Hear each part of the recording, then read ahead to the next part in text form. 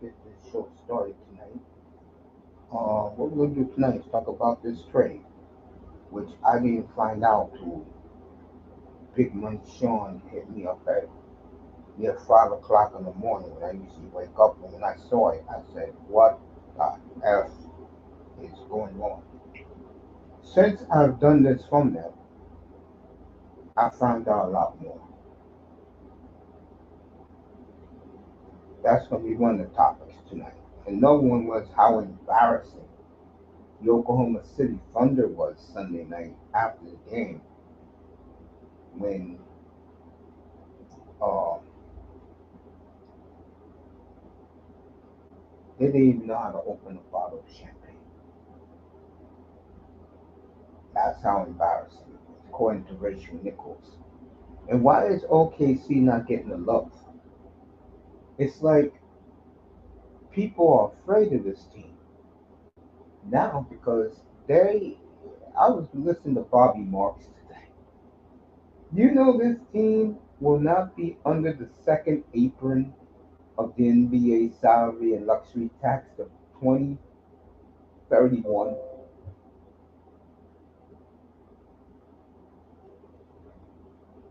Oh, you kidding me? 731? I mean, 2031 is when this team is under the NBA. I mean, it's going to be close to passing the NBA second apron. Folks, what that tells you is this team is going to be very close to the next dynasty of the NBA. Matter of fact, I can tell you something right now, which a lot of casual fans and idiots who are NBA fans better get used to. With Wemby in San Antonio, with Flag in Dallas, with KD in Houston, with Amon Thompson and Oklahoma City, the entire NBA, like it or not, and to further notice, it's going to be in the southwest part of the country.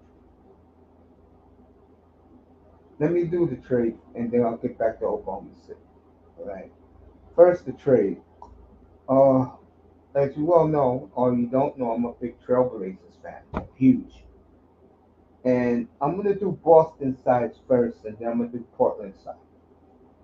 For Boston, what this kid does for them is basically he's a perfect fit for replacing Jason Tatum.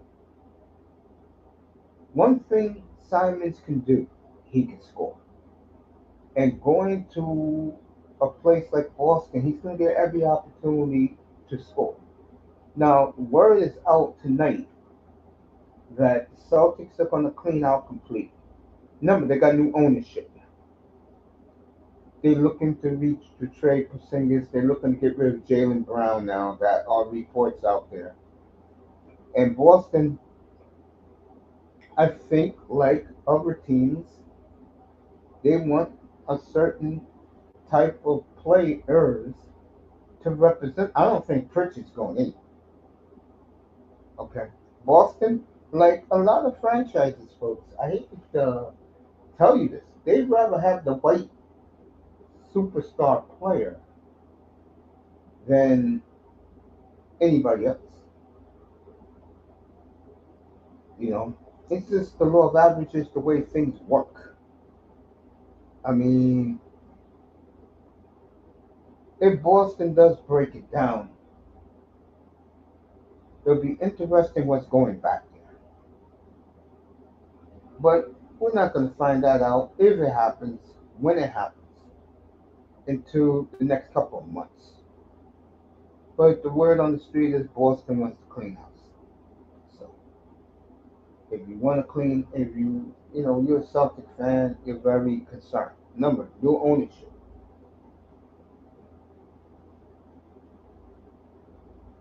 I like this trade for both teams. I think for Boston, it gives them a nice replacement while Tatum is out. My question with Boston is this: if you really going to clean house, Then you got a player in Simons to go along with Derek White that they can work together in the backcourt. For Portland, I gotta be fair here, okay? I like this trade for Portland after I was told to relax. He's there for leadership. But what I don't like about this move is something I've been saying for the last couple of weeks. What's up, Chaos? What I've been saying for the last couple of weeks, and it's beginning to come to fruition now. What Drew Holiday does, you can come up Chaos if you want.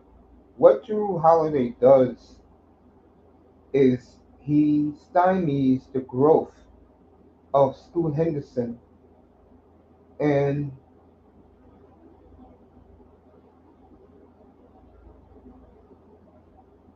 um, Shaedon Sharpe. Now, if you hear the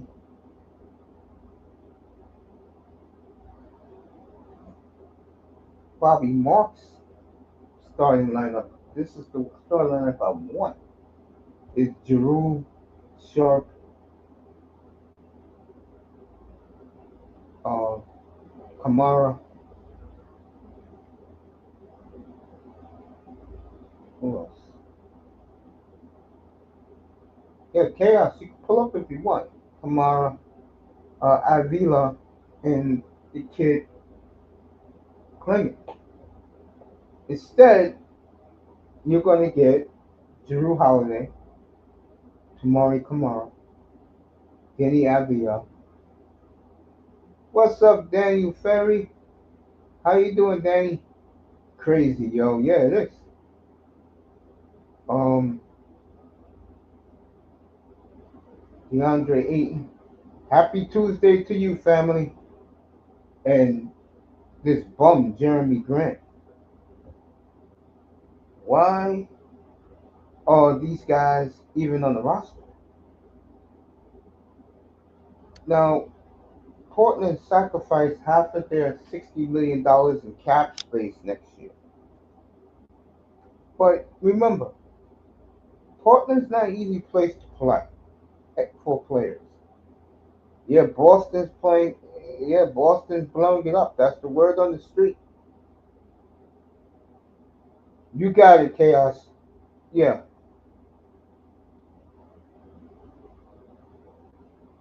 yeah, that's the word on the street. The Celtics are going to blow this up completely. Remember, again, new ownership.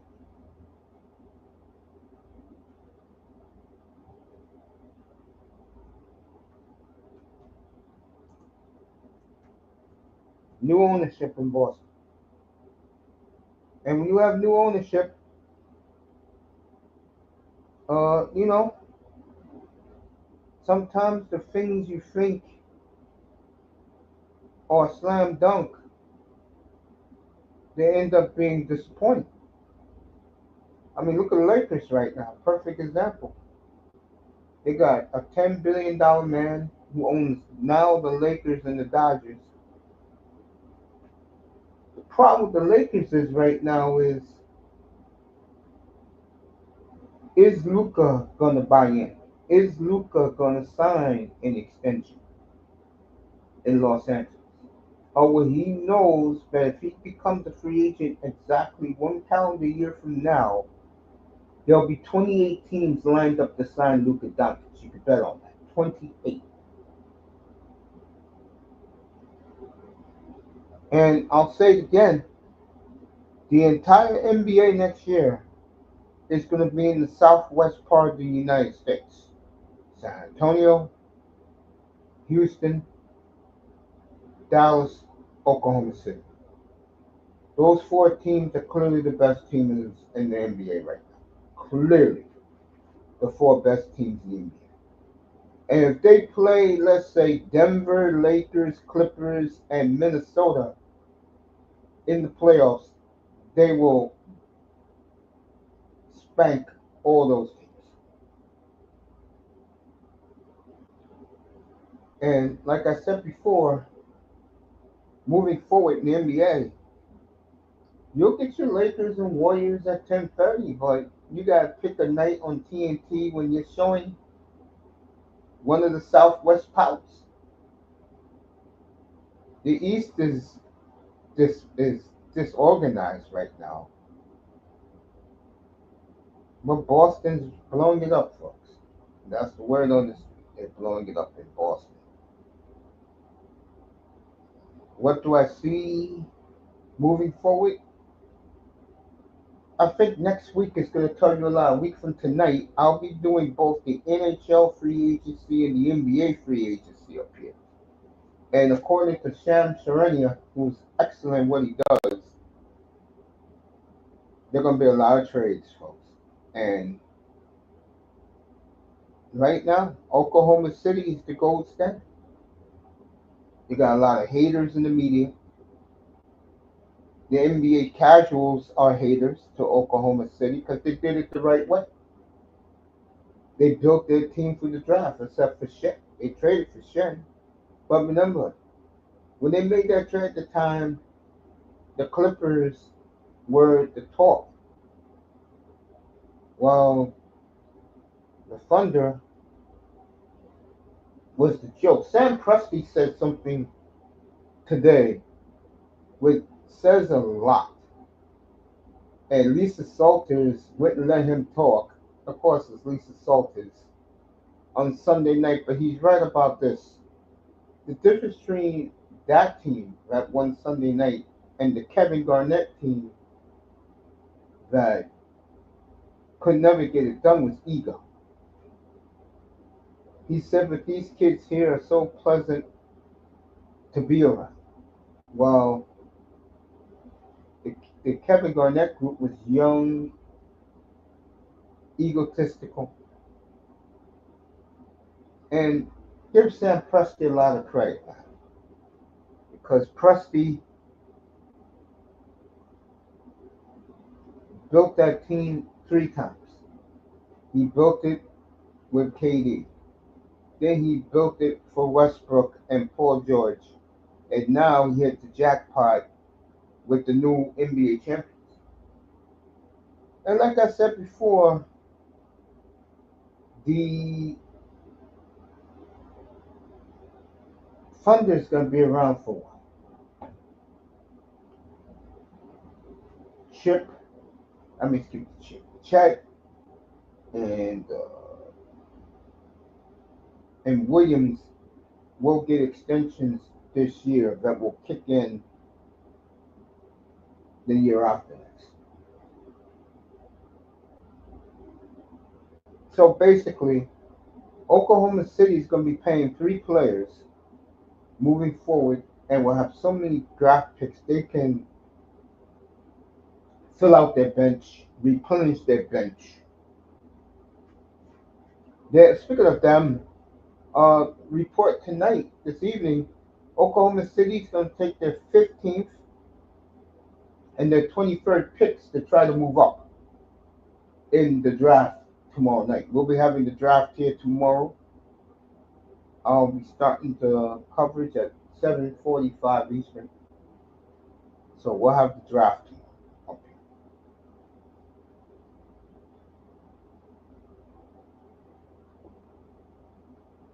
Also, speaking of the NBA tomorrow, the draft, uh, I think Ace Bailey keeps sliding and sliding to people. And I don't know what's up with this kid. I don't know this kid, but sometimes when you're getting the biggest job interviews in your life, just take.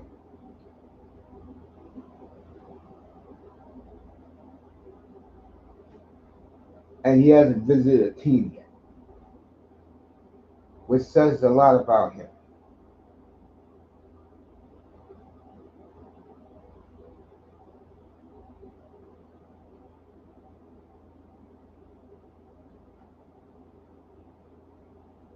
Portland again, back to them with the Simons trade. They brought Giroux in to be a locker room leader. Portland is metamorphosing into a very good young defensive team. And you have him, you have Kamara, who's second team all defense in the NBA, and you have either Klingon or Eaton. You got a nice core of young players to build on.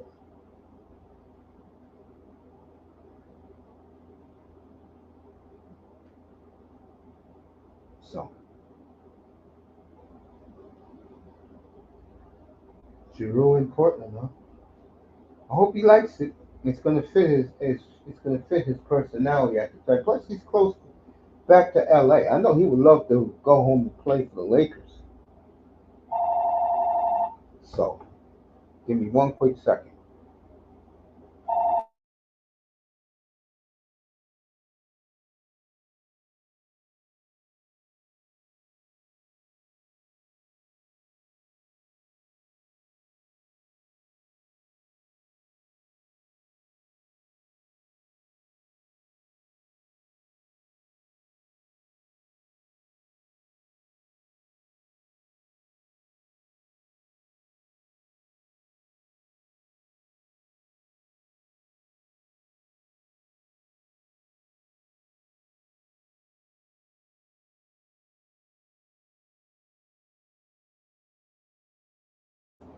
Yeah, so Portland side of it again, they brought in him as a mentor, but more to fit their new concept, which is defense.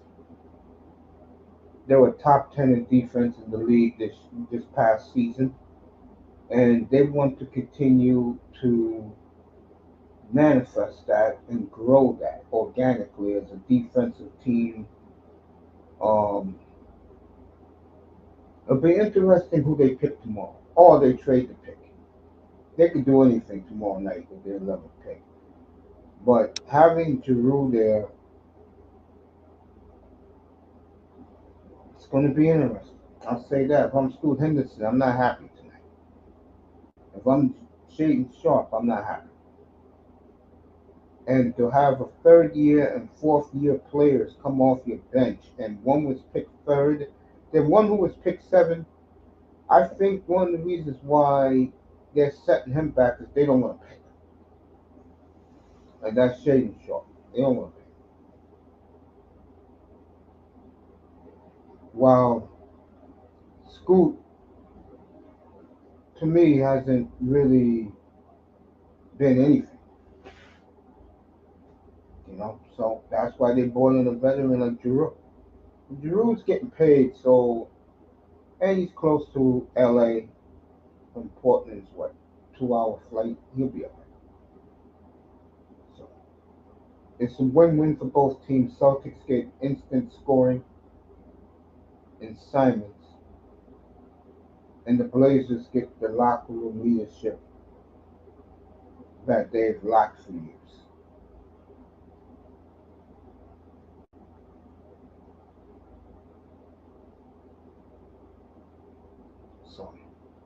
So let me talk about Rachel Nichols, who I like a lot.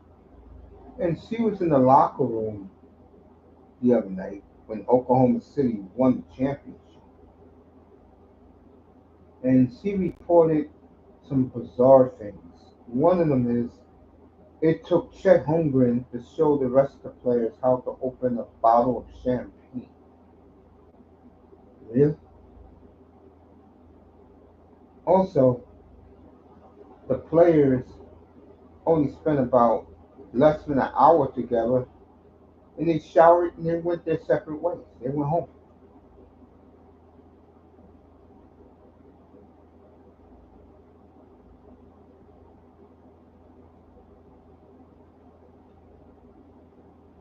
Now, they better get used to popping champagne because I get the feeling they're going to be popping a lot of champagne. Yeah, pull up. I dropped the link. Pull up. they're gonna be popping a lot of champagne. Rachel Nichols said they were so inexperienced, for being champions. They didn't even know how to pop a bottle of champagne. Wow. Let me talk about Shea Hillikus Alexander since I'm up here. And T hopefully will join me in a minute. Chaos Rain says he's not ready, but he'll pull up. Hope more of you guys pull up. Let me go to Shea Hillikus Alexander. Have you ever seen a most valuable player get so played down like this kid? And I know part of it is he's Canadian. Yeah, take your time. You guys want to pull up, take your time. I'll be up here. I know these guys. I know this kid's Canadian. I know I rubbed a lot of brothers the wrong way. And I'm tired, and I'm not racist, but god damn, the month of June have been nothing but Haitian Day here in New York City. Everywhere you go is the damn Haitian flag, bro. I mean, and now you got these two guys. Um, you got Lou Dort that's rocking the Haitian flag the other night, smoking a cigar, and I'm like, come on, fellas, come on, it's okay, it's all right. Oklahoma City again, get used to it, but I'm gonna say one thing to you: your neighbors of the South, all three Texas teams, are going to be the teams that's going to be challenging you the next couple of years. So the one thing you don't have to ever worry about as a group is you know who your rivals are. Speaking of that, Stephen A. Smith said something today, which I've been saying, and he said it today himself. He looks at Dallas as O.K.C.'s biggest challenger. The parade is the real party. That parade today, I didn't watch it. But Stephen A. Smith is with me. He's with the Mavericks next season. I'm with the Mavericks too. I put $250 on down at 4,400 to 1 to win the NBA title. I think Flag, that is clearly the best front line in the NBA. It's not even close. Flag at the 3, Dave, AD at the 4, and Derek Lively at the 5. And then their backups to go with it. Dallas is going to pound the hell out of you next year. And I love Dallas right now. I mean, Cooper Flag is the real deal. I already predicted numbers for him. I said 24.7 points a game, 9.5 rebounds a game. Not give him 3.5 assists a game. But Flag is the truth, folks. And you better go get your Maverick tickets now down in the Metroplex. I mean, other than Giannis, folks, who is the big player to move?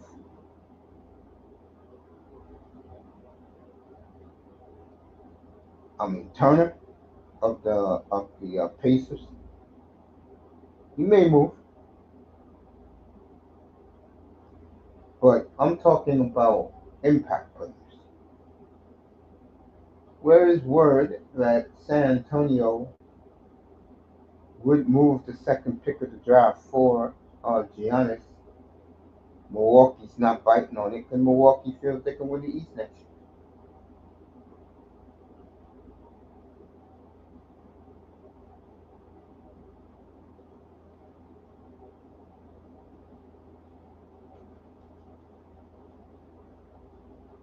Right now, I put my money on the Mavs, and I don't expect. Houston got KD, and they got my man Sagan. At center, Amen Thompson.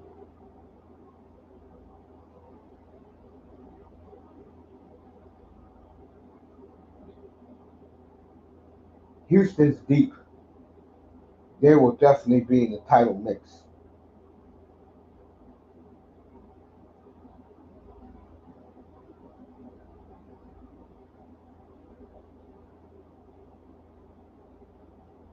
And of course, I love Dallas next year in the West, and I'm gonna ride with that. And I think Flag is gonna have a monster year as rookie year. Flag could be the first rookie since Magic Johnson to win in the finals.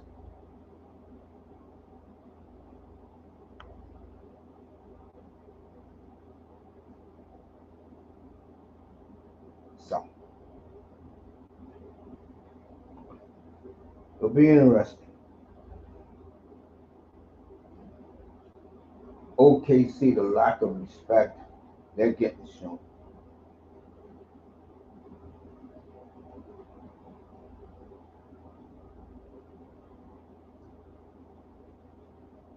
The Giroux for Simon's trade.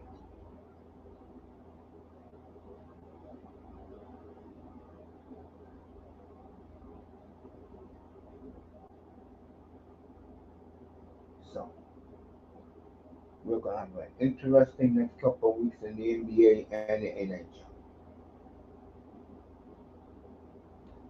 I mean, look at the NBA right now, the Eastern Conference. Orlando's ready to go. The Knicks need a bench. Miami, I don't know what the hell they're doing, but I like their young core that they have now.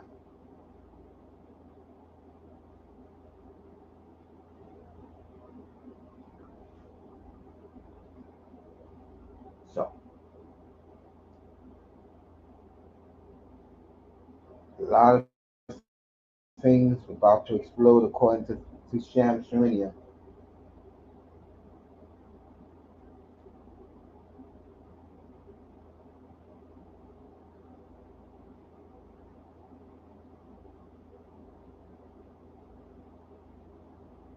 And tomorrow night's draft, I mean, other than Harper and Flag, everybody else is a big question.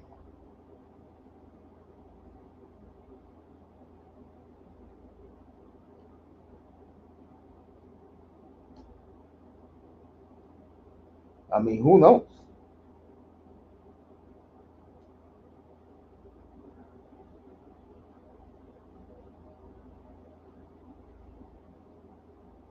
Seriously.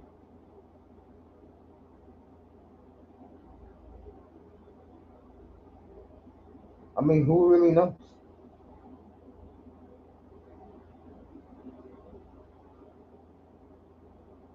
I mean,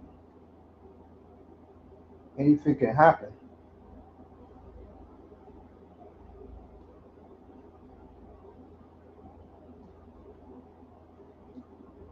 So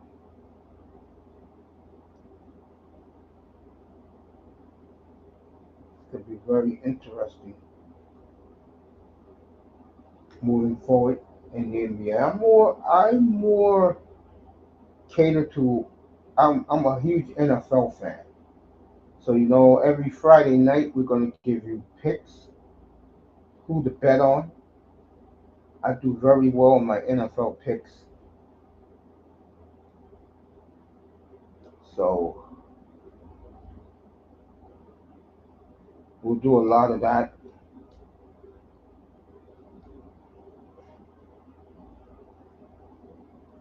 I'm really looking forward to that.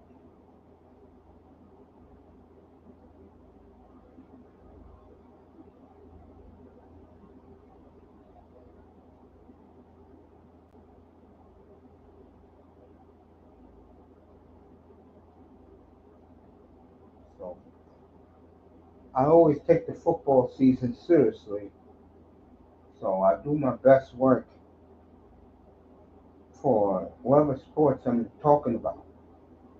For football, straight football every Friday night. It'll be on every platform beginning September the 5th. And then we got opening day, September 7th in here. Doubleheader in here at Tampa at Atlanta. NFC South showdown, and then San Francisco at Seattle. Second game of the doubleheader. NFC West showdown. Then week 2 will be in Green Bay and Miami, as we'll do Jaden Daniels against Jordan Love, the Amazon Prime game on Thursday night, September the 11th, and we'll commemorate that day in here.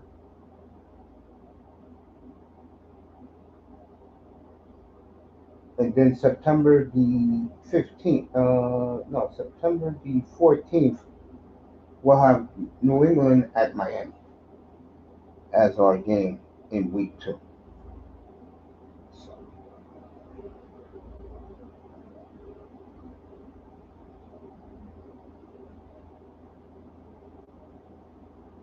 we'll be putting that schedule out soon, by the way. Thumbnails will be out.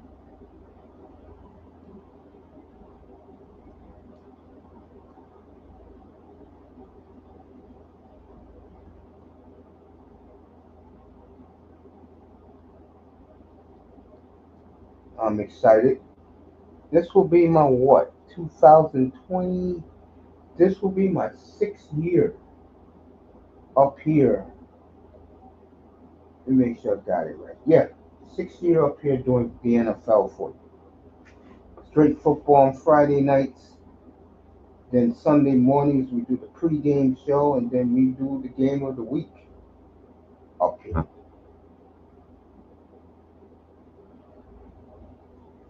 So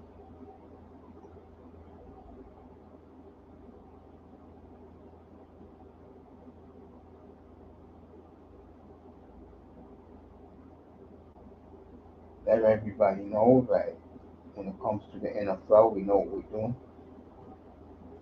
Uh, we love the National Football. No ifs and buts about it.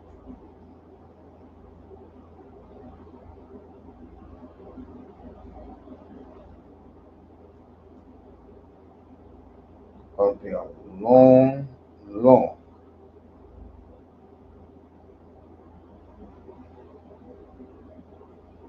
off season for the Indiana Pacers. Let me say something about them. They should be congratulated because they made it look so easy until they got to O.K.C. Now, with no Halliburton, and it was confirmed today he tore his right Achilles, Indiana's going to pick up the pieces and move forward. That's all you can. I mean, it's nobody to blame. It happened. It happened.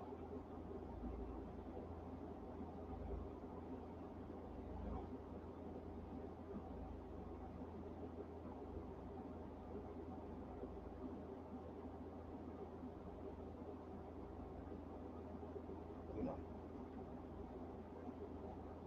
I will say this for O.K.C. Unlike most of the NBA fandom, I give those young boys a lot of credit. They did it the right way. It's refreshing when a franchise that build and finally wins a championship, that they did it homegrown with their draft picks. And they should be commended. No matter what anybody says, they should be really commended for the job they've done this year. Rick Carlisle upset because on his way to the locker room the other night to get ready for Game 7, the Oklahoma City Thunder already had the parade fire trucks ready.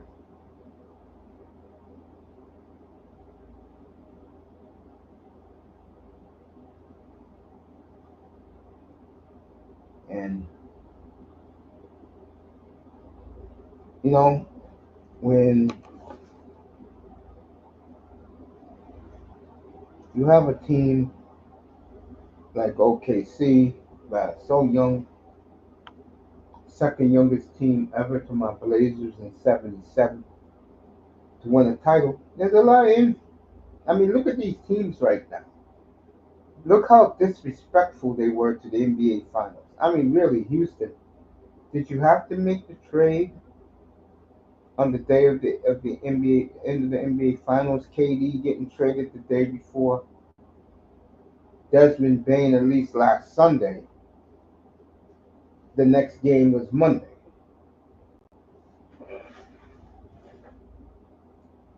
I mean, come on.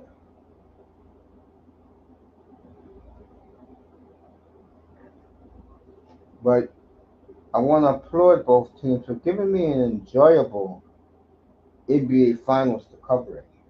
And you know me, I don't care for the casual or everyday NBA fan because all they care about, and this is why the NBA keeps falling and falling and falling down. All they care about is the stars, not anybody else. Give me one quick second. I'm not going anywhere. Just going to do this.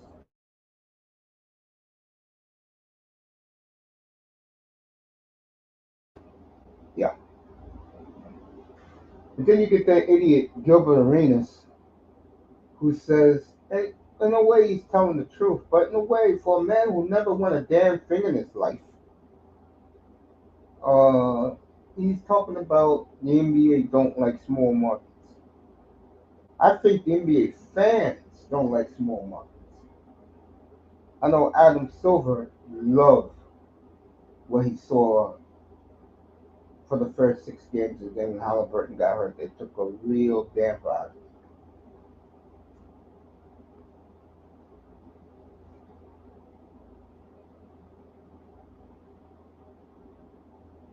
New Ball became a star overnight. So did T.J. McConnell. Siakam was awesome.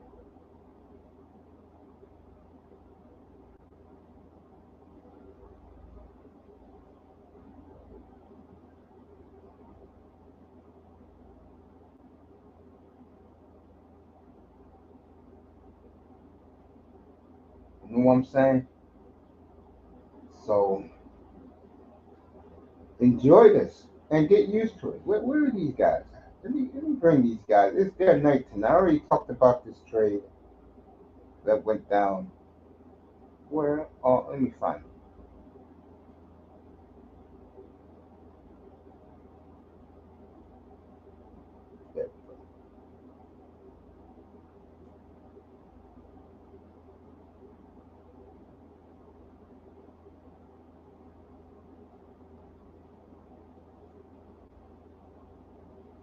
There you go. Those are your new champions. Could be the next dynasty of the NBA. I think if you ask me, I think O.K.C. and the Mavericks are on a collision course.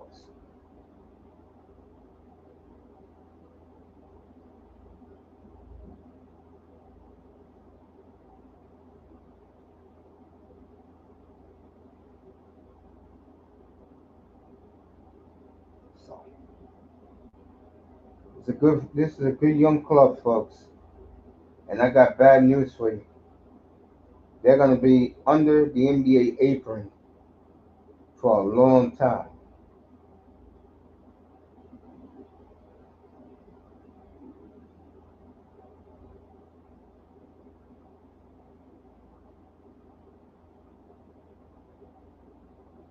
Yeah, hey Tack. Speaking of that, yo, I meant to hit you up. I do too. That's my team. You know that. I love what the Blazers are doing. I do. Yo, Tack, you want to come up tomorrow night and do the draft? You know you're welcome, bro. Come up tomorrow night, do the draft. It'll be in here. I don't give it what that football NFL fiasco with 20 guys talking at the same time. That's not going to happen in here. I love what they're doing too, man. Could be interesting for my Blazers. Say what's up, Tag, the GOAT.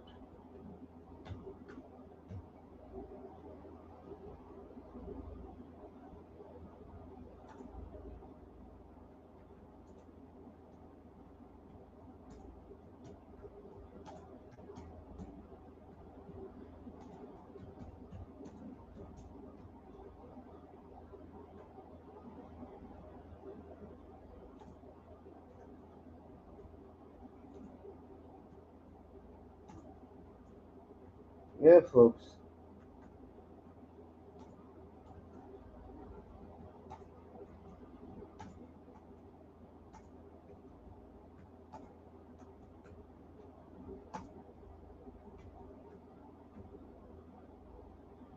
Oh yeah. Hope Tack pulls up tomorrow. 5:45 your time. That's perfect, bro. Just pull up, and then I'll give you the draft, bro. You can talk about whoever you want.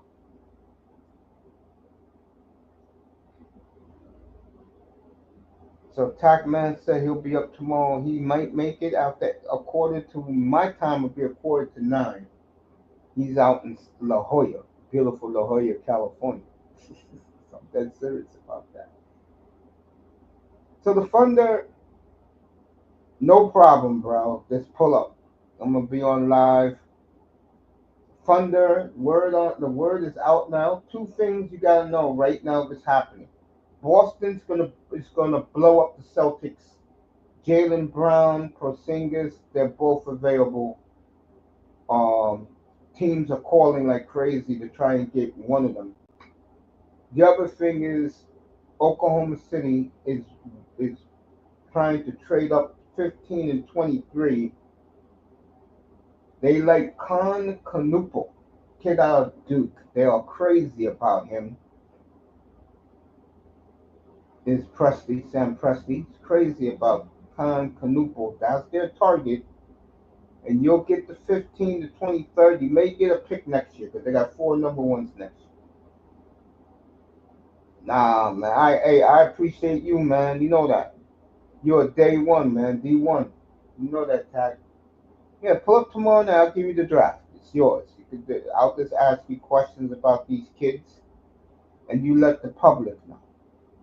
So Tax should, if he pulls up after a quarter to 9 Eastern time, he should be around the fourth pick. There's no ESPN gonna talk.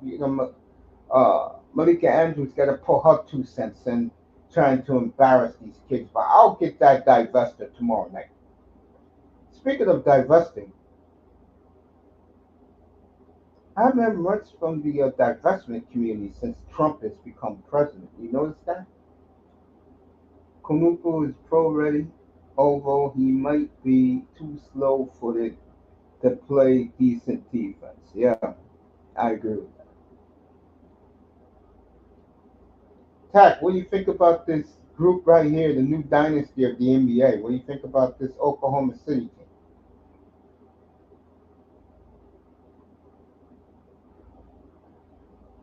You know I like them. I'm not on no bandwagon or anything.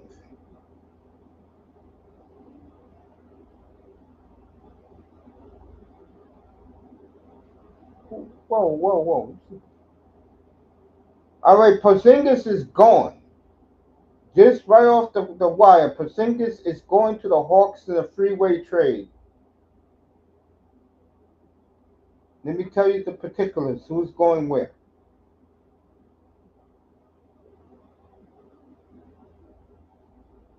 All right, Sam Serenia broke the story.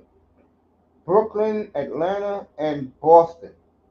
Porzingis in the second round pick to the Hawks. Terrence Mann and Atlanta's number 2 pick, 22 pick to the Nets. And George's Nang and a second rounder goes to the Celtics.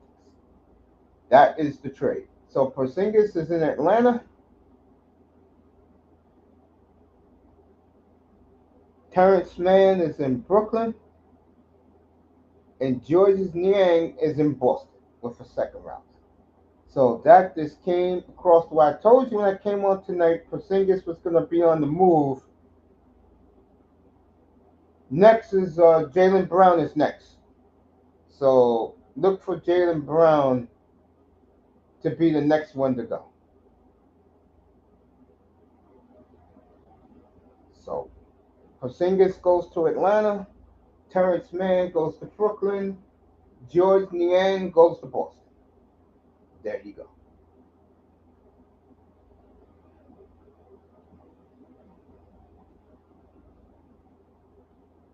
So that trade just went down, and 17 first round pick. Sam Sam Presti's the greatest. Jameer Watkins, people are sleeping on him. Okay. So Porzingis is gone. I told you when I came on the air tonight he would be gone, and he's gone. So in here, I'm gonna say it one more time. In here, you don't get hearsay. You don't get a bunch of losers talking over each other, guys arguing over stupid stuff. In here, I am the sheriff in this platform, and I don't tell you lies. I tell you facts and truth. Swirl Zingas went to the Dolphins. I know Mace is happy. No, I'm not. Swirl Zingas. So Christophs is gone, and wow, Atlanta giving up this. No, Atlanta got I think 3 or 4 picks. Brooklyn got 5 number 1s. Interesting. What Brooklyn will do with that? They got 5 number 1s, and I told you all. So Jaylen Brown will be next, and it looks like the new Celtics will be um, Crawford, White, and Simons to begin to swirl around. I didn't mean to say that. Let me cross that out. I'm looking what Tackman said in chat. They got things to move around. There you go. So Celtics did it in less than 24 hours. They got rid of $72 million in payroll. Next is Jaylen Brown, and he's next. And I think the Celtics are looking at the suitors for that one.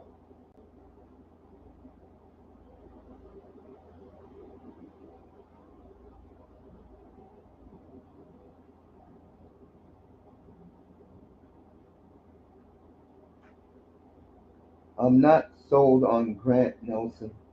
I like what I see from him during his time at North Dakota State.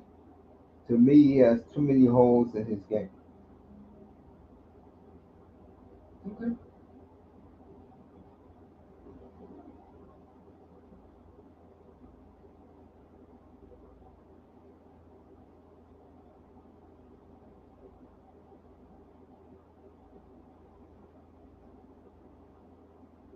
So,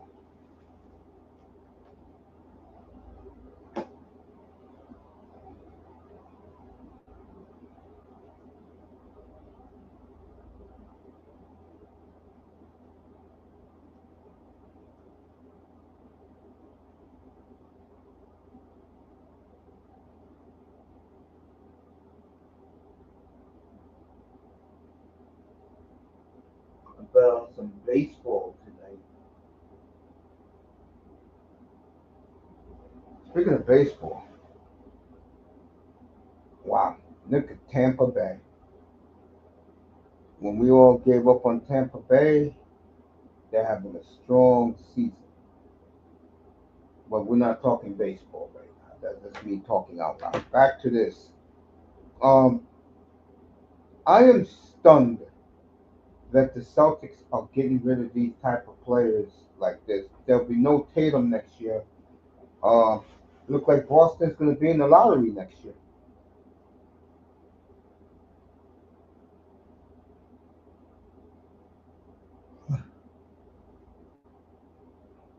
So OKC willing to trade up, and they'll even throw in a third number one to get around the 7 to 11 range to get this kid Khan Kanuko.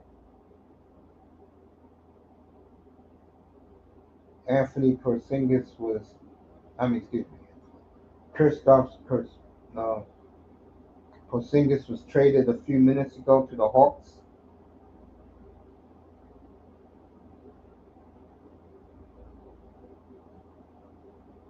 I'm just chilling.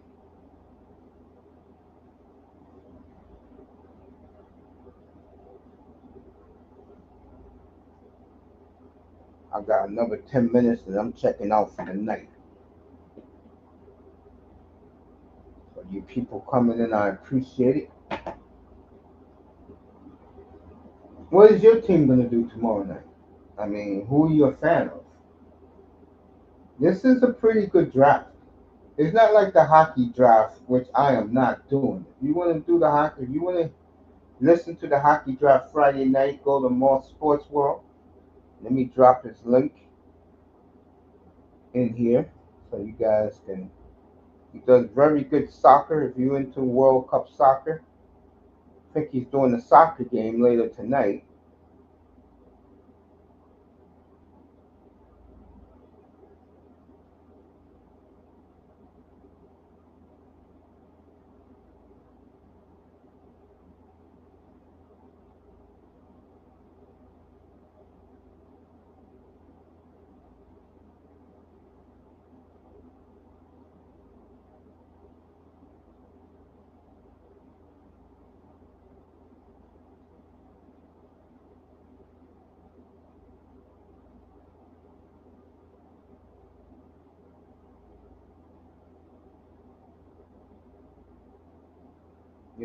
Moss is live right now.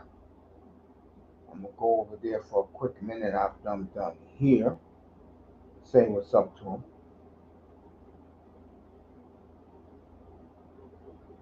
You love this hockey draft, Tack? Or really? I can't say. All right, let me ask you this. It's Friday night. You tell me. Flames got the 18th and 32nd picks. Do they trade it to get a Jason Robinson?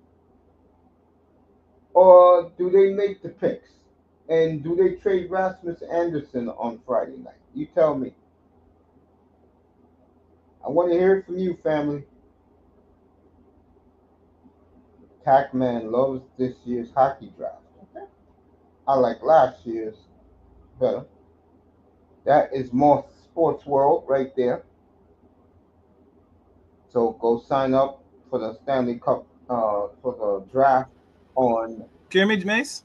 I hear you crystal clear. Oh shit. Where's my mic? Is shit working? Yeah, it's working great. Fuck. I Hello, hear you. hello. What's going on, Chaos? This is Damn. the type of thing, me talking NBA. Hello, hello. I want Kasparas to get drafted to the Blazers. Oh They damn it. Blazers I'm gonna come back. Some wrong with my. you sure? All right. I think Anderson will get drafted. You mean traded? Speaking of the draft, this is tomorrow night in here. I'll be on the air at 7:45 Eastern Time. And what I'm going to do in here for the draft is instead of me dissecting these young players, instead I'm going to have hopefully a round table of guys up here. We just talk about basketball.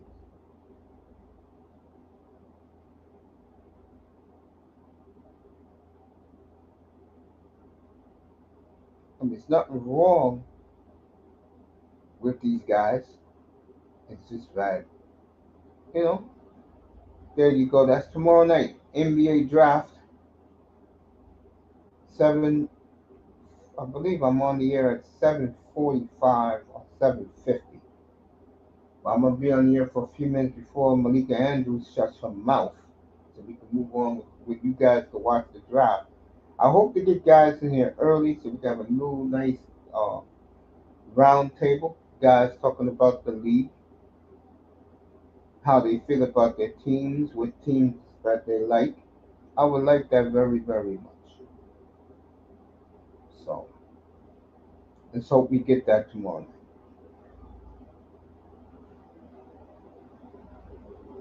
Send this to a couple of guys on YouTube and on Instagram.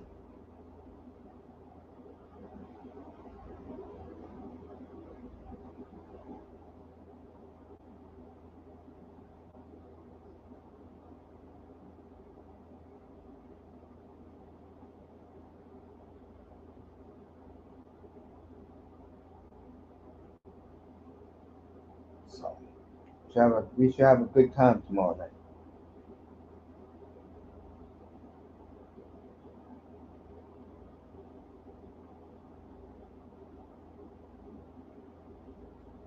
Nothing but basketball tomorrow.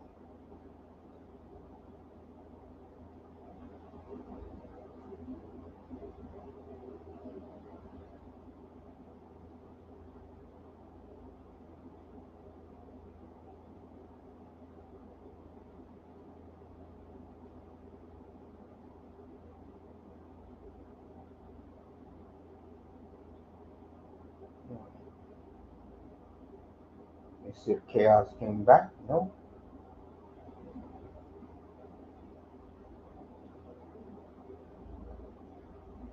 Last year's was very, hey, yeah, for me, for my team, yeah, it was very productive. We replenished our farm system. Hell yeah. Luke Misa, Andrew Basha, Perret, Henry Muse. I think we did a pretty good job with the draft. A damn miracle. Man, look at these guys for tomorrow.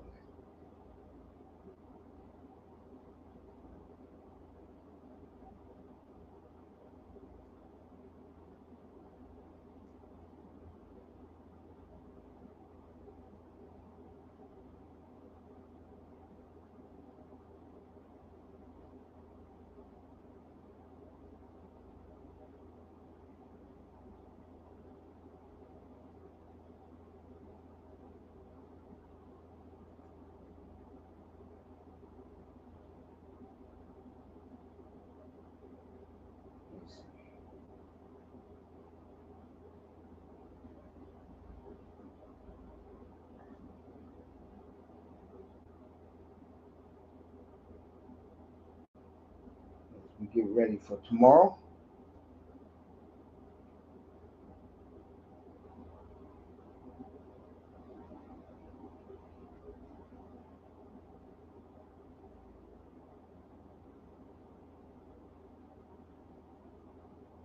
I'm very excited about tomorrow night.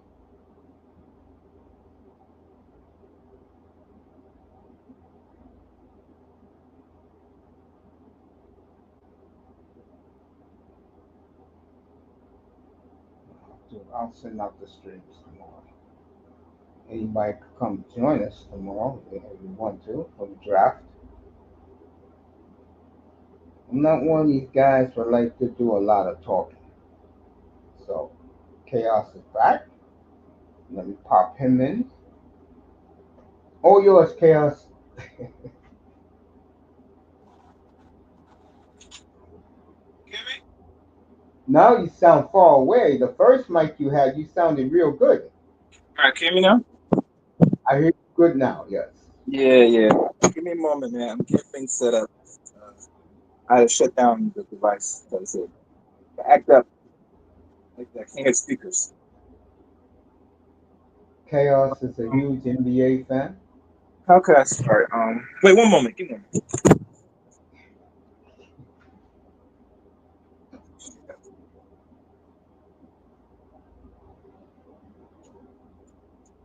More Sports World got the draft Friday night, the hockey draft. I got the NBA tomorrow.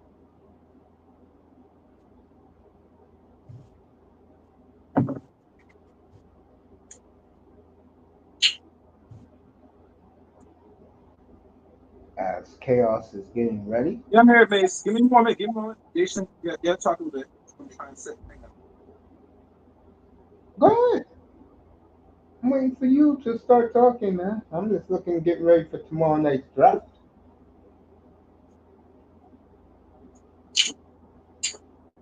as he's opening up a can of soda. Meanwhile, while he's doing that,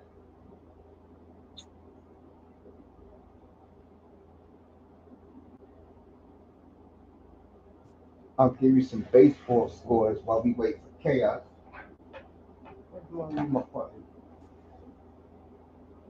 Oh, ready, damn. Third inning, 5-4. Cubs over the Cardinals. See what else.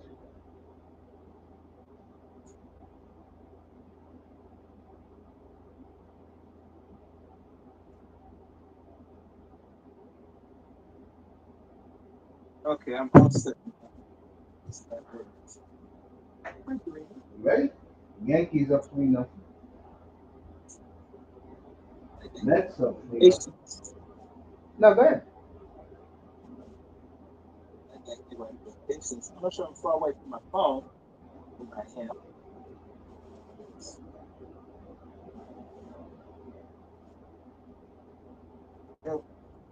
You know, one thing makes we talk about the basketball thing and the draft picks, right? Yeah. Um, the San Antonio Spurs is not going to give up their second round pick to get Giannis. And the reason why, because they look at the Eastern Conference, like you said, is now wide open. What do you think about what happened about 15 minutes ago? Did you hear the news, Chaos? Yeah, yeah, it's wide open. Which one? Yeah, I'm on my cell phone, so it's hard to hear a little bit. So Yeah, you sound far away, a little but bit. That's why. the That's all. Celtics, So the Celtics, like I was saying, the East is wide open right now. I see this.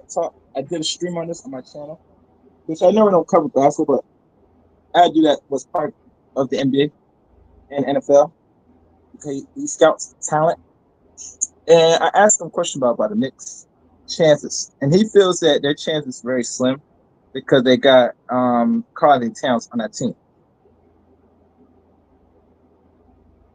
I get the What feeling you think?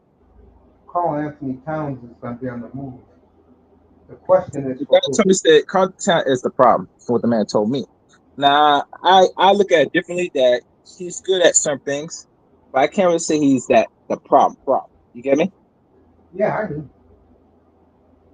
Because when you look at the whole season, the Knicks are very fortunate to get as far as to the Eastern Conference Finals this year. The way how they played, bro. And the way how they played this year, that's not going to cut it next year. If they're really serious to really say go all the way in and win a championship. Okay. Uh, I think the Knicks need a bench. I think they can easily get that. Hmm? I think the Knicks need a bench. Knicks need a lot of things on this. I mean, it has to go beyond bench. Because the bench was never used this season. So I can't really say the bench was not useless because Thibodeau does not play the bench. And that was evident throughout the whole season. Well, hey man, Whole season, if the bench was problem, they'd be playing more and we could see and make a fair assessment.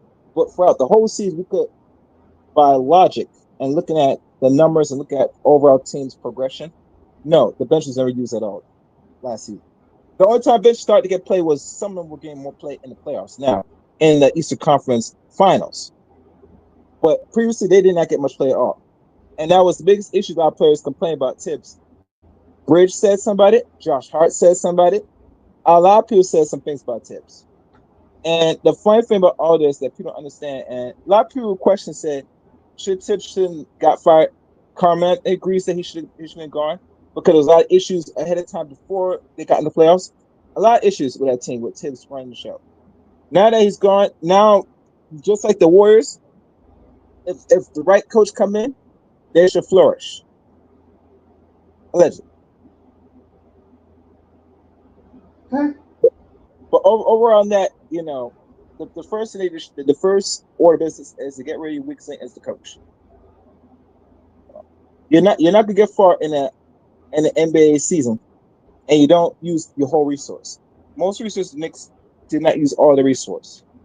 I heard stories that Tibbs don't even make these guys do practice, all that stuff. So wait, what show are you running?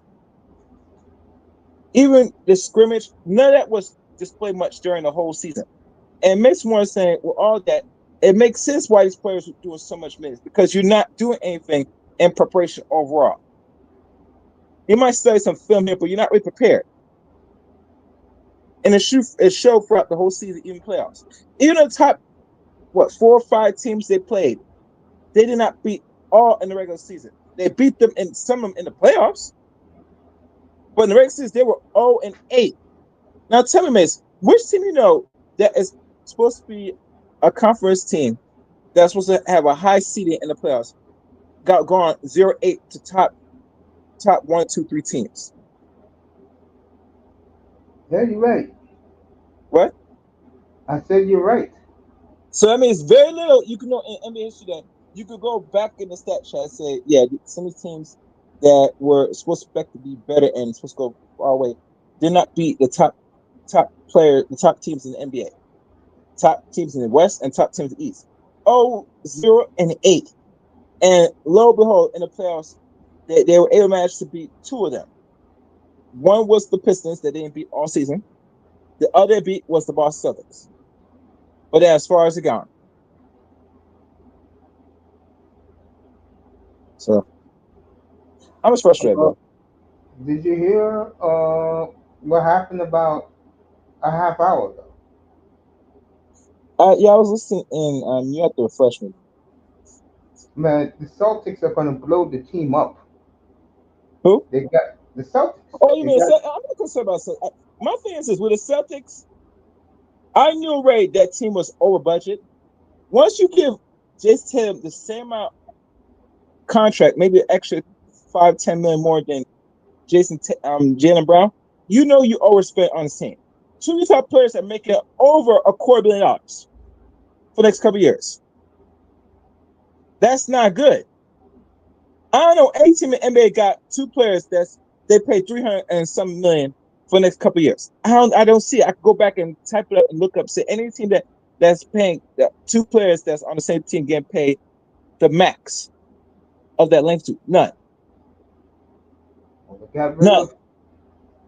they got rid of Drew Holiday last night. They got rid of Porzingis a half an Today. hour ago. Just today, yeah. So now the question is, will Jalen Brown still go? I think not believe that they're gonna keep Jalen Brown. And the reason why is this: they're trying to shed cap space to keep their top players because they already said they're going to invest in these 2 players anyway. Because Jason is not going to be around next season anyway, so you need an actual dependable player that's already on there that's making money. Jalen Brown's one of them, so they're going to watch to see how he does with this new lineup. Now, if the team does not perform well under Jalen Brown, I guarantee they're going to move him in the trade deadline. Yeah, I can see that happening. That's what's going to happen. That's why think about it.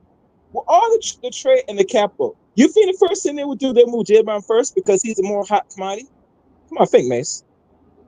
Besides these Well, 2 scrubs, the first thing I knew, if I'm going to shed cap space and get something better in return, I would got rid of my top player first. They didn't do that. Who they got rid of first? The ones that they said they're going to get rid of anyway. yeah, but Holliday Jalen, and Porzingis. yeah, but Jalen Brown is next. No. He would have been first. And let me tell you No, why he should have been first. No, no, let me tell you why he should be first. Because according now, to according to reports, chaos. that's He's the next. reports. I'm talking about now. What they do now? They're not gonna say now we're just going. No, look what's on the deck right now. Mace. There's Yeah, no team that's right now. I'm telling you now. Besides Giannis Antetokounmpo, that no one's really gonna sit there and say I'm gonna give one player for another player.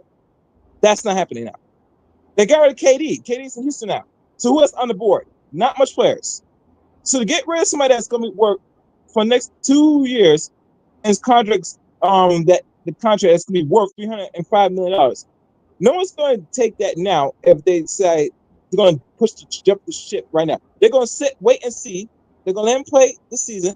And if they say we're going to move him anyway and give word out, we're going to move him if everything is not faring well during this new season, we'll put him on the market and somebody get him. That's time most teams going to take him. They're not going to take him out during the offseason because it make no sense. I can wait until the trade deadline where you're going to have to give me something and I have to give up less to get him. You or I gotta give more to get him. you gotta remember something, Chaos. What? The Celtics are under new ownership. What do you mean Maybe ownership?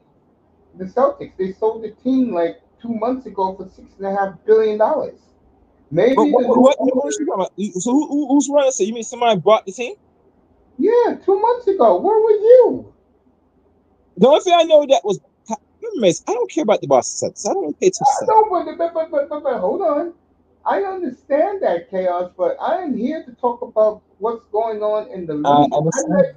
I let you talk about the Knicks. 'Cause I know that's your I squad. understand. I don't have I a understand. problem. But tonight, you I keep do. up. I do keep up with the Lakers. The Lakers Of now. course you do. The Bucks family no longer running Lakers like that. They let somebody else run it, which is going to change the dynamics of the West now because now they're going to make them. The person that owns the Lakers are going to put the resources necessary to make them compete now. And the first thing they're going to get rid of one of the players. It is Do LeBron you or really Reed. believe? Do You you get me? really believe? No, let me ask you an honest question. And I said this earlier tonight when I was up here. Do you really believe Minnesota, Golden State, Denver, and the Lakers and the Clippers can beat O.K.C., Dallas, Houston, and San Antonio in the playoffs? You mean Lakers? All four of them. All five of them? Do you think they can beat those four teams? Um, I'm sure.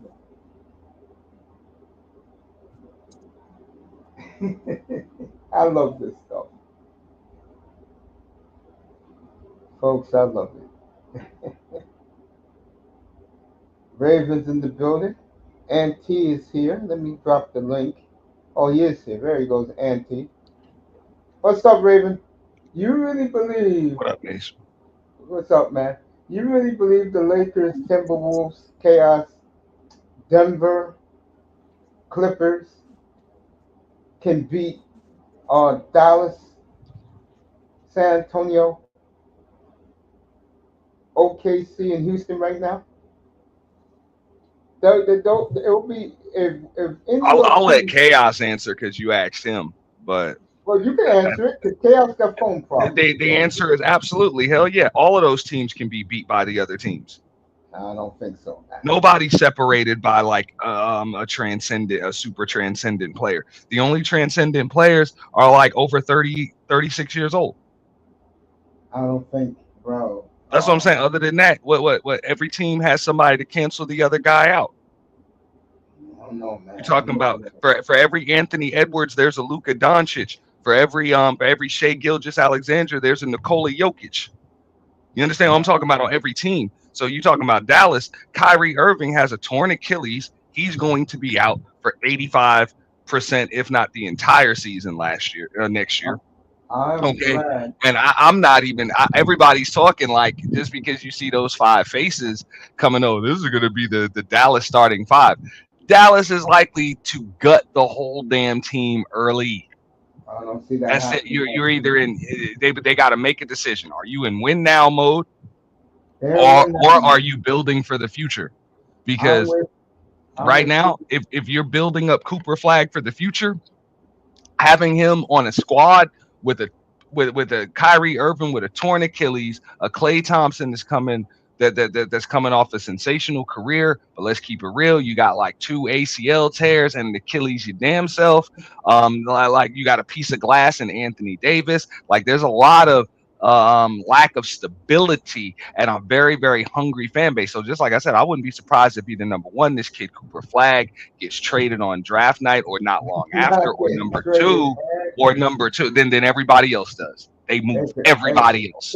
That's it. But they are not the plan is not to pair Cooper Flag and Anthony Davis. It just doesn't make sense. That is the best front line in the NBA Yeah. with For how him, long? What, a year? Lively, Like a year? and AD. No, I think they're going to run the table this year coming up. I think they will win. I'm I'm saying with this, you this when kid they this kid say. has a 16, 17-year career in front of him. That's it. I You see either Cooper Flag being the first rookie to come into the NBA since Magic Johnson to win a title. okay. No, I'm not saying he can't do it, but I mean that Dallas is defense wins championships, bro. They're in win now mode. Yeah, and I Yeah. believe that So last year was a when stepping you stone. can, and but they also have their starting superstar guard with a torn ACL. I'm just saying I don't think I'm not saying they're going to trade him. I'm not saying they're going to keep him. I'm just saying the way that you guys are projecting that roster is not what it's actually going to be. I'm just being real. There's going to be a It's serious real. move somewhere in there, like some Yeah, serious moves. they're gonna get a guard. I can tell you that right now. Next week they're Oh gonna get. no, you're thinking addition. I'm thinking subtraction, dude.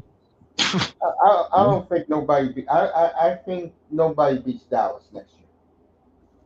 I mean, hey, like I say, they have no point guard. They will get one next week. You have they'll get one. What that'll start? Yeah, they'll get one. They I mean, don't get their best who. bet just went to your team. NT. Dallas don't need much. They're deep. There's a deep roster. They got the best group of big men in the NBA. It's not even close. They right now, and I'm glad Stephen A. Smith sees the same thing I see. That will be the team to challenge to win the West next year. I think we've already proven it's not about who we got; it's about how we play. This ain't a game of 2K or NBA Live. Can't just tag, just dump guys on a roster and assume that's going to win. It's about how you play and how are they going to play. I think Houston's going to be a monster with KD. Somebody's got to handle the ball. Somebody's got to distribute the damn ball. Somebody's got to not turn it over. There's got to be some kind of continuity. And what's the damn system? Now I get it. Don't get me wrong. You give if Kyrie Irving were healthy, or if we could see him coming back before the All Star break or something, I'd be like, yeah, man, they got a good chance, man. They could just get a backup, a couple of backups to come in there and let a few guys play the off guard spot. But he's gonna be gone the whole damn season, so you don't have any continuity. And then you're talking about going into the playoffs and having a playoff run. You damn right Minnesota will beat that team. You damn right No, the they Rockets will won't. beat that team. You're damn right. If the Lakers make a damn move, yes, they can beat that team. The Denver Nuggets can beat that team. The Dallas Mavericks, as presently constructed with piece of glass Anthony Davis, torn Achilles, and injury-prone Kyrie Irving, and an older Klay Thompson that's not the same Klay Thompson, is not no lock to win the West. Mace, come on. I already put my money on Dallas. I bet And I 250 didn't even mention 40 points. O.K.C. Like, you know what I'm saying? Like, come on, and come I think Houston could win the West too with KD. I think they can. I believe of all the teams in the West, I believe besides Oklahoma City, which Bobby Marks made every Oklahoma City hater sick today, but Oklahoma City won't be near the second apron to 2030. yeah. Bro, bro, I think Houston could run it. If, and this is a big if KD is motivated. Well, I mean, he should be motivated. He's going to get a whole bunch of touches. So why not? I mean, the guy's got an opportunity to average 35 points a game this year at 37 years old. Hey, Raven, So he should be extremely motivated. Raven, I've been told all you guys for years the league is fixed. They just this year they just got caught with their pants down. That's what happened to the NBA this year. We all know KD should be ecstatic. Go ahead. I'm sorry. he's not happy. I can tell you that right now. Why wouldn't he be happy? You get to play with Sangoon and this kid Amin Thompson. I think he didn't Like, go come where on, he. bro. If I were KD, I would be ecstatic. I don't think KD went where he wanted to go. Well, It no, I mean, I don't see why not. It was clear as day when he says the Spurs, when he says the Spurs, when he says the Rockets, when he says the Heat. It's clear as day he wanted to go to Texas or Florida. He was trying to dodge that damn state income tax, and that's funny how the pundits be leaving this stuff out, but it's pretty obvious, right? You're trying to dodge that state income tax. Don't trust me. He sounds to say He's just income fine tax. where he Oh, is. but let me ask you a question. Who would you rather play besides Wimbayama or Sagan? If I'm KD, I'll play with Yeah. either or, but Sangoon is just fine. And you got Amin. What they don't have is an Amin Thompson over there, man. That'll that'll make it a lot easier on KD defensively because usually most teams have to have to slip KD into that four spot to help. He has to guard the perimeter and help to protect the rim too, and does a lot of rolling. But you got this kid Amin Thompson. You in good shape. Like you in damn good shape. All he's got to do is score. That's all he's got to do. KD should be ecstatic. That's literally the best situation in the NBA, with the exception of like Denver, or not Denver. I'm sorry, not yeah. Well, Denver, of course, but mainly Boston. Boston would have been a good situation for him. The Heat sucked. He just wanted to be there to dodge that damn state tax because his Well, contract is set. So he was trying to well, dodge that damn money, man. Boston's blowing up the team, and in less than 24 hours, they got rid of both Porzingis and they got rid of Jo- Drew Holiday. Next is Jalen Brown is next. And trust me, like they said, there's like 20 teams calling Brad Stevens right now. They would be stupid if they get rid of Jalen Brown. No, I mean, won't. You know why? New ownership. but just like what Chaos said. Okay, here's the deal. With the Lakers, for example, you pay Mhm. 10 billion. You don't pay $10 billion to for a team so you can sink more money into them. That's it. They're expecting a ready-made damn team. And they You know what don't I'm have one. saying? I don't expect you. You're not gonna pay $10 billion and say, yeah, we're gonna kick out more money. Like, nah, bro. You expect everything to kind of be straight the way it is, or if anything, you about to come in there and start shaving shit and change shit. Because you're in it for, when you pay $10 billion with a B for a team, you in it for the long haul, bro. So Well, maybe the new you willing to Celtic take a owner. 10-year project. Now, maybe the new Celtic owner, who they just came off of winning the chip a year ago, he's the new owner. Maybe with 6.6.5 billion he paid for the Celtics. Maybe he Mhm. doesn't want to pay these players who he didn't give a contract to. It That's a wasn't fact. him. It wasn't him who gave Jalen Brown that deal. He didn't No, it even wasn't. do that. No, but they have to give those guys that deal. They did everything they could. You have to give those guys that deal because they're eligible for super maxes anyway. You know what I'm saying? You like I the know what you're CBA saying, says you but have to give those guys that deal. So I it's know you. okay. It just I makes them know. a serious asset. It allows you to be able to trade them for whatever it is that you want, and the money will match up. And see, let me ask you a question. Don't you see why it seems like the NBA is changing? Mhm. That it's It's more more, about yeah, it's teams. more of a business. It's more about team than it is individuals. Not, it's more of about the business than it is about basketball, for I real. think I think Oklahoma City is so refreshing that they did it the old-fashioned way. They built it from the bottom to the top. Yeah, that's the way a lot of teams are. That's why you're going to see a lot of these big supermax contracts just get gutted. Like they're just gonna just drop them, just like Luca got dropped, bro. They're just gonna start just like whatever, just get out of here. So I do see the Celtics dropping one of those guys, and of course Tatum is gonna be tough to move. But then again, they might just keep both of them and get rid of everybody else. They might keep both of them and Derek White and leave everybody else on the block. Well, I listened to Sam Serenia, and he said that they're getting rid of those guys. They already got a chip. They won again, and this is the way certain franchises do their work, folks. If you don't know, the New York Yankees for the last 8 years have gone grand. Why? Who's gonna catch them in championships? The Montreal Canadiens going with grand. Why? Who's gonna catch them in championships? You're better off branding, making money if you're a new owner, like the Celtics guy. Get rid of like they plan on doing. They already got rid of two. They can get rid of three. They can get rid of, like they said, they teams are calling for Jalen Brown. They can get rid of him tonight if they want to.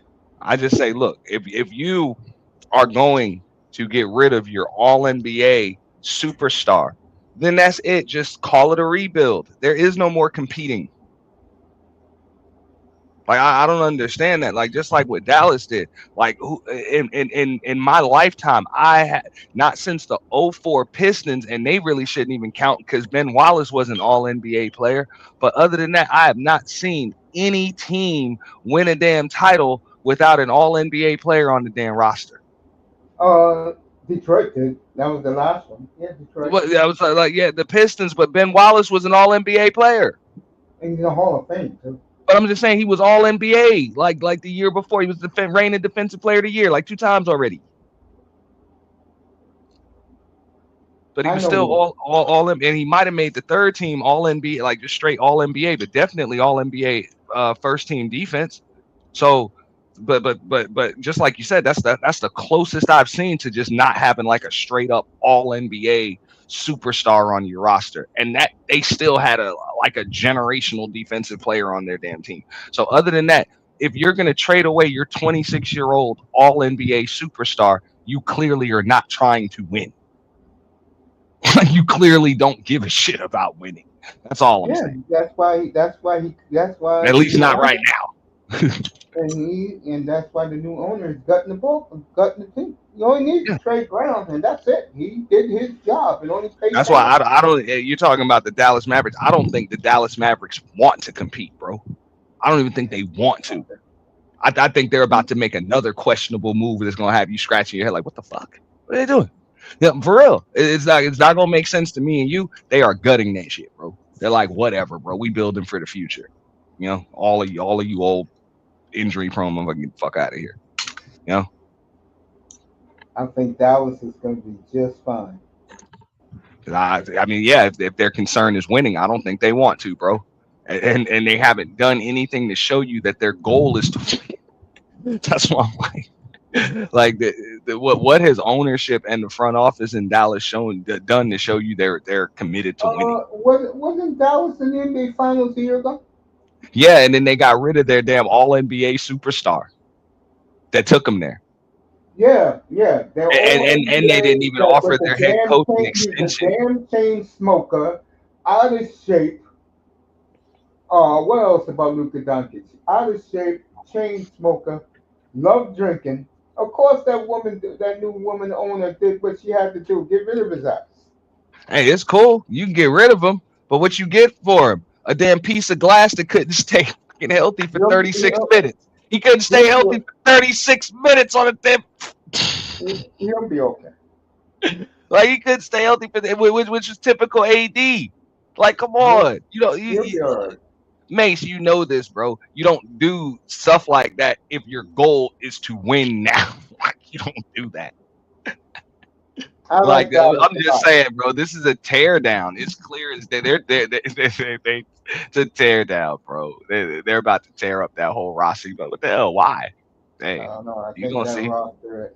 I'm with Steven. But I I think think, that roster is good as any, bro. yeah, but it's not. They're not gonna keep it. Y'all are talking like they're actually gonna keep it.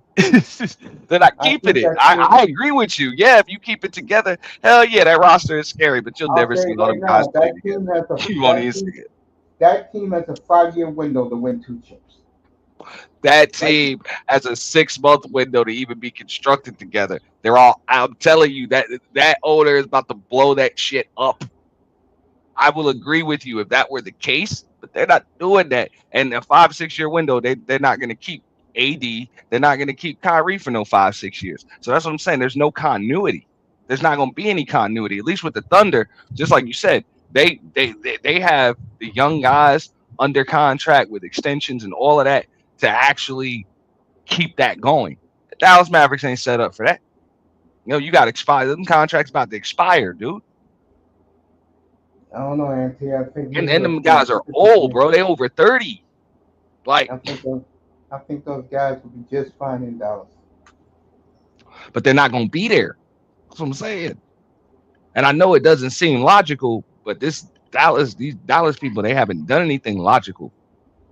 You know what I'm saying? Now look, had Dallas made a move like they made, had they made that move with Luca, had they did that for like a Cade Cunningham or something, I'd be like, I, you know what I'm saying? I get it.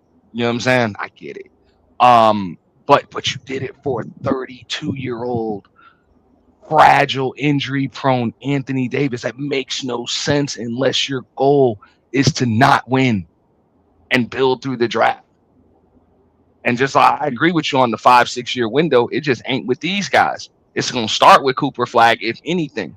And if they're trying to win now, they're going to use Cooper Flag to fill in the blanks. Now, they might give this boy 4 or 5. They might give him a couple months in training camp. They might give him 3 4 months up until the All-Star break, up until the trade deadline to kind of see like how good he really is on the NBA level. But other than that, I don't know, man. I just don't see it. I don't see it. I just don't see like that's your goal with Kyrie Irving and Anthony Davis. We're gonna pair them with Cooper Flag, and they're old. They're older than dirt in NBA years. Like these guys got mileage on them, bro. I just look at Dallas and there's With something there Klay that Thompson, yeah, nah, they're gonna be fine. yeah, I'm telling wherever you, they Dallas. end up, wherever they end up, wherever the hell they end up, they ain't gonna be in no Dallas jersey. You know? I think they'll be just fine. Man. But I also don't see I don't see how somebody's gonna pay $10 billion for a team and then say, yeah, Oh, let's that's the let Lakers. me I kick don't. out another $300 million on just garbage like luxury tax and all types of not hell no. If anything, they're gonna come in there and start shaving. They're Yeah, I gonna come don't. in there and start cutting some fat, as they I should. don't know. I think that's a good club. I don't think they have And any. first and foremost, they're gonna get rid of LeBron James and his boy. Oh, you talking First about the thing they're Lakers? gonna I'm talking yeah. about Dallas. I think they're gonna get rid of LeBron. Yeah, I think their Well, vision. him and his son are a package deal. That is what it Who's is. what's the name of the shooting guard again? Who Reeves? Okay, it's gonna be Luca, Reeves, and Cole Connect as their starting three. Dalton Connect. I mean, Yeah, Connect Four. Um, yeah, I mean, it's all good. I'm like I said, it. Um, OKC can repeat, but right now, I mean, it's gonna be to the West is gonna be tough. Um, yes, like I said, everything in the NBA next year, this season coming up in 2025, 26, will be in the southwest part of the United States. San Antonio, Houston, Dallas, and OKC. The other teams, too old, don't know what they're doing, can't take Minnesota seriously. Denver's old, Lakers are lost, and Golden State is old yellow.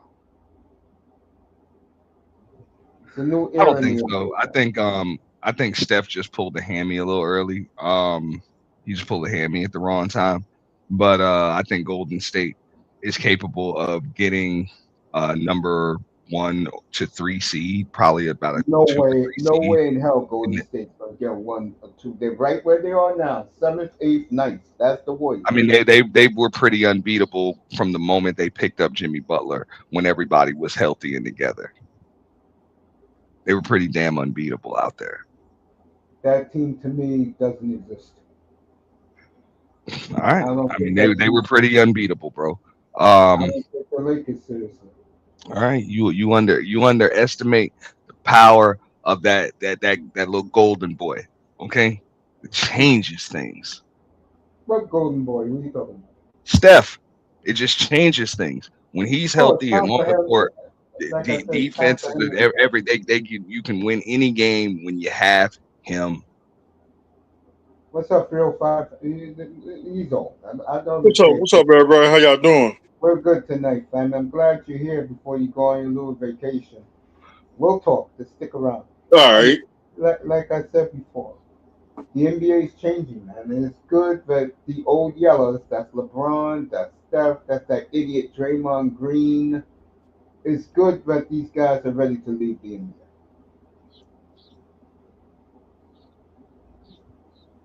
Now, my question is, where is Jalen Brown going to end up? I think Jalen Brown's a Celtic for life, I don't see that. I think Tatum is a Celtic for life when he gets and that healthy. shouldn't be the case. I mean, I'm look. I think it's pretty evident that Jalen Brown's a better player. He's a better player. He's more consistent. He's more reliable for what it is that you need him to do. Um, Better on both sides of the ball.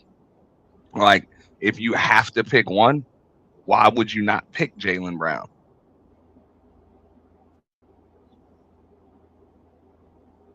Why not?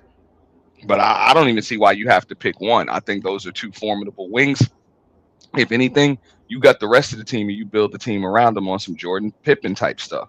That's it, man. Yeah, but I'll You know, say it again. Maybe the new ownership because don't want to spend that type of money yeah, I mean, on if you're only spending, remember how the Bulls had it set up. They were the only ones getting them big boy contracts in Chicago. You know that, and that's the way it's got to be. If you're going to keep those two together, they're the only ones getting them big ass contracts. Um, and I think they're the guys that they can do it with. Um, so I agree with you on that one. I mean, if they want a whole team and they want to shoot threes and all of that other stuff, then yes, somebody's got to go if you want to totally even out the roster. But if you just want to just have your dynamic duo and you want to fill in the blanks, you know, with some mid-level players, good rotation players, I say just keep those guys and just fill in the blanks and make sure they're the only max dude. So yeah, you're probably gonna have to part with Derek White. Um, They said sucks, they'll never but take yeah. him. He's untouchable, by the way. Then in that case, everybody else has to go. Peyton Pritchard. They're gonna lose Cornette. Now you know Porzingis is damn gonna have well. to go. Now you know Horford's out of damn there. well. You know damn well Boston ain't trading no good white ball players. No, Boston. they have no choice.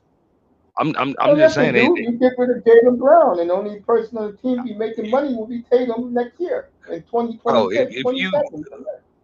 who in their right mind trying to win a championship, and no disrespect to Derek White, because I had to show my son a tutorial on that boy. I was like, bro, that Derek White is a pro's pro, like for real. Like Uh, he does the things that'll make your ass. He does $10 million a year worth of work, like straight all up, right, just dirty work stuff. So shout out Anthony, to Derek White, but you don't get rid of Jalen Brown in favor of no Anthony, damn Derek White when you're trying to win championships. Celtics.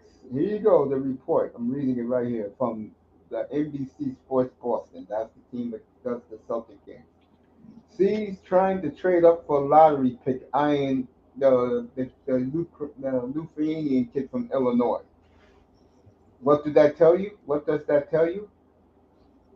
They're ready to start this team over again. The way they want it, this new owner wants it in his vision. You know what his vision is? I want a white superstar.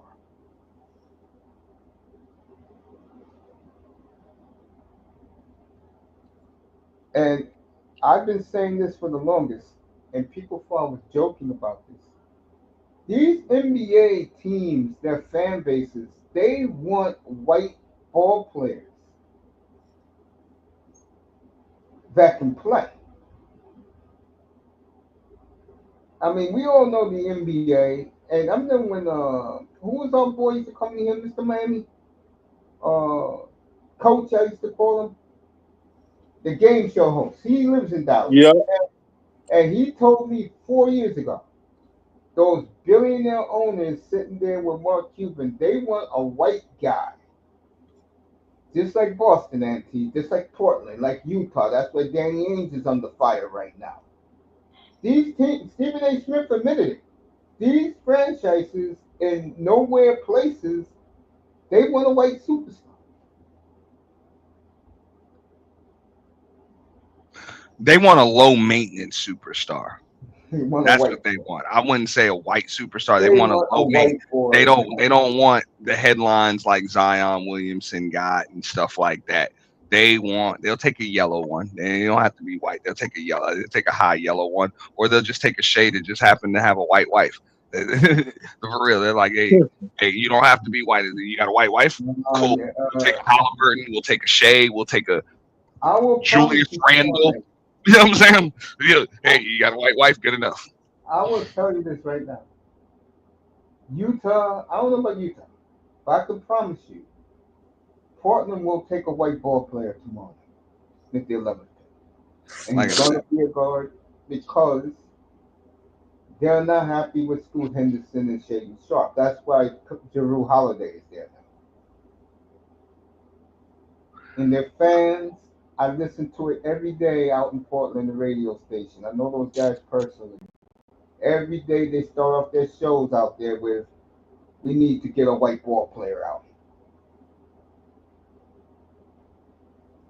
I mean, in that case, then they can be happy with purgatory. I mean, if you're thinking about all of that stuff, I mean, don't get me wrong. These There's a guys lot of coming from Europe franchises and that stuff. do. Well, no, these guys coming from Europe are really good, but at the same time, look, you trying to win games.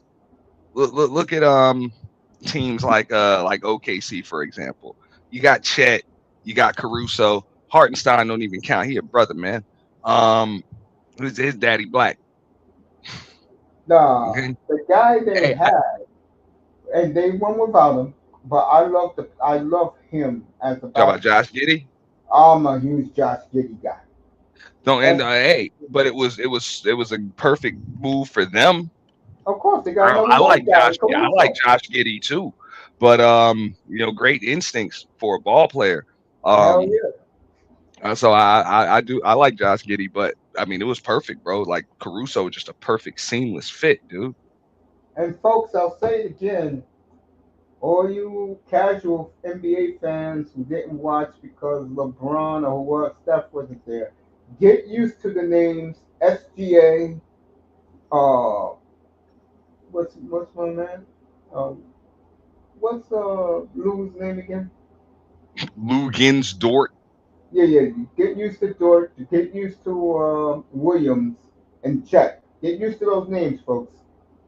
Like Stan Presti said, more is coming. Well, More Lou is Dort is first team all defense. He is solid. Do you He is believe just the solid. casual? Do you believe the casual moron fan that only wants to see stars know who Lou Dort is? Well, bro, you got to blame the media for this, dude. Of Like course, you ESPN. have to blame the media. Remember, I was telling you, I was like, bro, you got the MVP. And I don't like the way they have these inflated numbers. The fact of the matter is, the last guy to win a scoring title, the MVP, and the Finals MVP in the same damn season, that ain't been done since LeBron.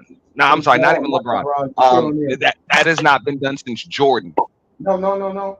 They said it the other day. Shaquille Oh, O'Neal has Shaq in 2000. I'm sorry, 2000. Shaq Yeah, in 2000. yeah, yeah. Um, but before that, Jordan. So that's some serious company. And when you have a story like that, he's playing in Game 7 of the Finals, and the only thing you could talk about is Tom Thibodeau getting fired, or you could talk about Kevin, the 37-year-old, getting traded to his fifth team in 7 years. Like, come on, man. Like this is disgusting. It's Or LeBron ESPN. James, a 40-year-old's comments on his podcast, like that. They made that a bigger story than Game 7 of the Finals. That's all on the media. They ought to be ashamed of their damn selves. I'm with Charles Barkley on this one.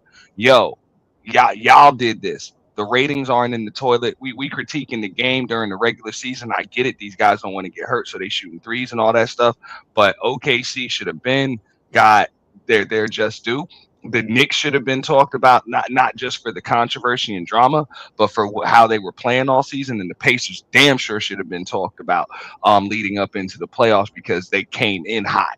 They came in hot and they were not discussed, and that wasn't right. Um, and that's why everything looked all surprising. That's not right at all. And then as they were still winning through the playoffs, they get one damn headline and then they move on. So I'm You like, know come why? on, man. You know why And they talk they about a did bunch it of that guys that got way? knocked out already. You know why they did that? Because they were caught with their pants down, and we all know the league is fixed. And Charles Barkley doesn't. None of those guys on TNT. I can tell you right now, none of those guys on TNT respect anybody on ESPN. And like they all said to a man in their very last telecast, they're going to ESPN to clean up. Bullshit. Yeah, but they ain't gonna be on first take every day. You know that. No, they're not going on first take at all. These guys gonna be in Atlanta in the Yeah. TNT studios doing the show. Oh, so they're gonna be in Atlanta because those are the Turner studios. So they still work for Yeah, Turner. that's part of the deal. They don't want to deal with Malika Andrews' dumb fucking. Hey, I mean, so what capacity is Jordan gonna be doing play by play? What's up? No. Jordan is gonna be in the studio, and the word is he's What? going to destroy these NBA players of today. He's going to destroy them. He's gonna destroy the players. He's gonna destroy the coaches. He's gonna destroy the Yeah, front office. Now Jordan and understands how it works on every Dang. level now. he's Keep in going to mind, stick he's it, been at every level now and of he's going to basketball. stick it, and he's going to stick it to LeBron by praising Kobe every telecast. But hey, I've been going at it like pretty ham for the last like 3-4 months though with these damn Kobe stands. I like Kobe just as much as the next guy, but they be skipping over a lot of greats. What about Kobe? I'm like, what about Magic? What about Kareem? Dog? Like, come on, bro. Like, That's why I y'all don't make take it these seem fans like seriously. y'all now the Kobe stands are a little they're a little like Well, metrosexual with it, dog. It's like, yo, what the hell, bro? You know what I'm saying? Like, come on. I Kobe was great, but y'all make it seem like he was just the greatest of all time. Now, I did understand Gilbert Arenas' argument when he said like the media's criteria, like when they chose the top 75. They pretty much did like ring culture means something to us when we're discussing it, but it really didn't mean much when they were picking the top 75 because they got guys, that are ranked higher like AI and yeah, well I think they said AI in particular, but he was ranked like 29th, and Pippen is ranked 32, and Pippen's got 6 rings, AI has none. So the media pundits, you can't say that it's all about rings and it's all about rings when y'all chose your top 75 without rings. You chose them based on all NBA selections, MVPs, scoring titles, and stuff like that. So also guys like Klay Thompson, 4 rings left off. You know what I'm saying? This dude scored 37 points in a quarter. Like 37 points in a quarter. Like that's game 6 Clay. Y'all left him off the top 75, and you put guys on there that at the time had, like, you put Damian Lillard up there, and you left a guy with 4 rings or 3 rings at the time off of there, bro. all I know Like, is this. think about it, bro. So the media has they got issues too. So they was getting on Gilbert about that. But I was like, you got a point because they Gilbert did Arenas choose is a their top fucking idiot. 75 or Carmelo. Like, how does Carmelo make it over Manu Ginobili? I'm like, come on, bro.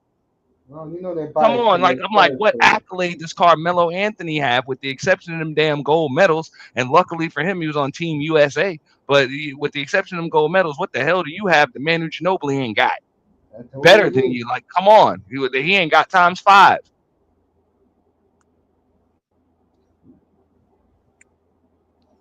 Yeah, I think. Hey, 305. Remember,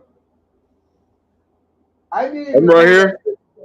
Yeah, remember, I didn't even know that list even came out. And I said, who was the five? Who was my 5 best players of all time? I said Magic, Jordan, Hondo, Duncan, and Russell. And who did they pick as the best starting 5 ever? Magic, Jordan, Hondo, Duncan, and Russell.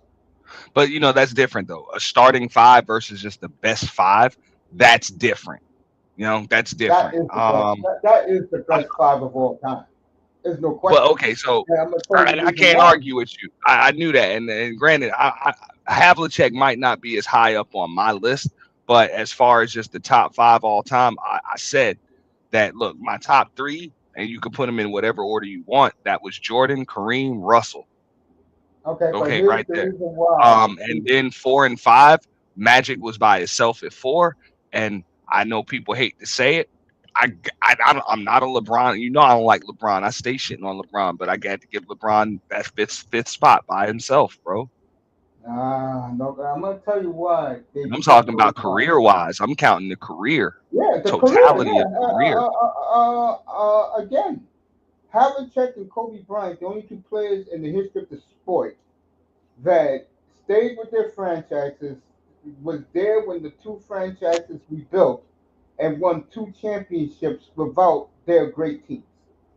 Mm, hey, Also, let me say this: the reason why they picked those 5, Magic is the greatest facilitator ever. I know people will argue about Stockton, Oscar Robinson. The other 4 players, the best 2-way players ever to play the game. I mean, like I say, I'm not gonna I can't argue with you, so to speak, on that. But also, as far as the rebuild and all of that, LeBron, I hate defending LeBron, but at the same day, you talking about he's got 3. He's got 3 titles. I'm sorry, he's got 4 titles with 3 different teams, dude. All 4 He's very got questionable, by the way. All right. yeah, yes, Yeah, yes, they are. Yes, they are. Very One of them, comfortable. one of them's a lockout season. Yeah, I was Another talking about. one, In a bubble. you know, well, but at the same time, I can't. The Lakers were still the favorites, even without the bubble. Now, granted, you did get 3 months in between to rest, and then there's no travel, but the Lakers were still going to be the number one seed more than likely. Let's do it this way. How many rings LeBron has? 3.5. All right, Magic Should be 5 rings. ringless. 5.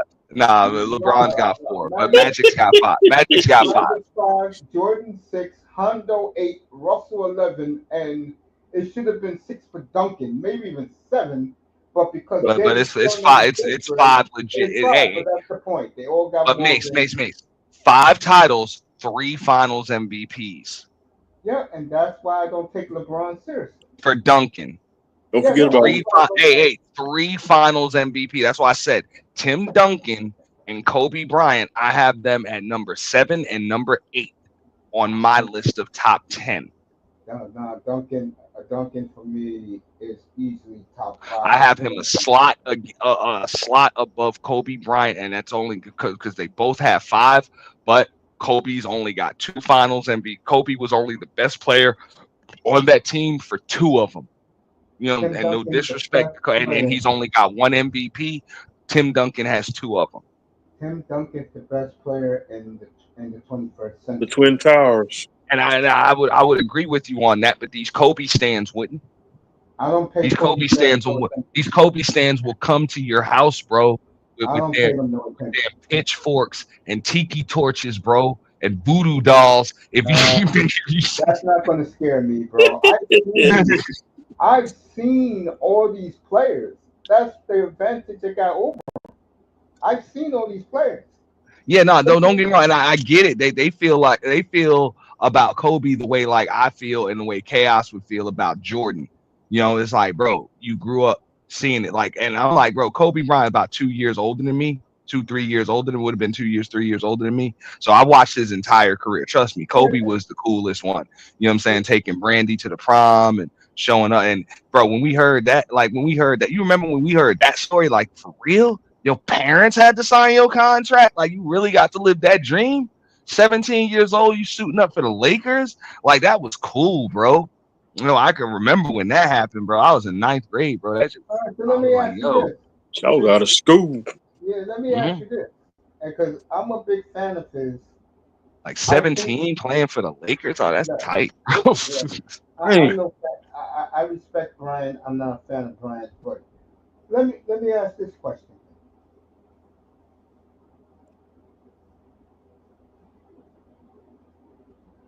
Why he gets the love? Women still love this player personally. Uh, why ain't Robbie Horry in the Hall of Fame? He should be. um, I mean, it's insulting. It's insulting. Yeah, It's it is. insulting that he's not in the Hall of Fame. It's Yeah. insulting. Like I'm gonna always say it's insulting. That man should have been a first ballot Hall of Famer, if not That's second right. ballot. I Um, had big arguments up here about it back in the day. I don't see why not. I'm not saying that he's the greatest of all time or anything, but a Hall of Fame nod, I don't see why not. It's That's not like even like he was just along for the ride for any of them damn championships. He was instrumental in winning him, all of them. him and Hondo and Kevin McHale, the three best six men to ever And play. granted, now Havlicek, I probably had him on my list somewhere between like 12 and like 14 or 15.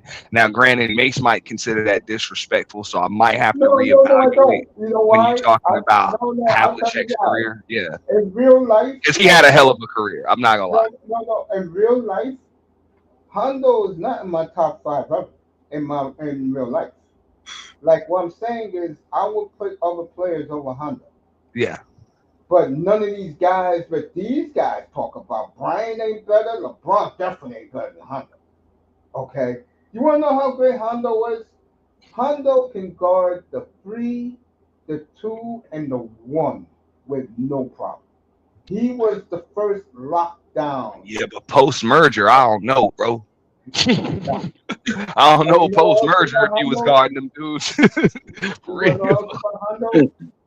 He was tireless, man. You was But able to guys, guard him check when there was that a out. bunch of white boys playing them damn positions, dog. But once that Well, merger hit, I remember Hondo in '74 against the Milwaukee Bucks in the finals, going up against the great Bobby Dansby, and that was a war. That's why that NBA final for me is always number one, because you had JoJo against Oscar, Kareem and Cowens, and Hondo versus Dandridge, all six in the Hall of Fame.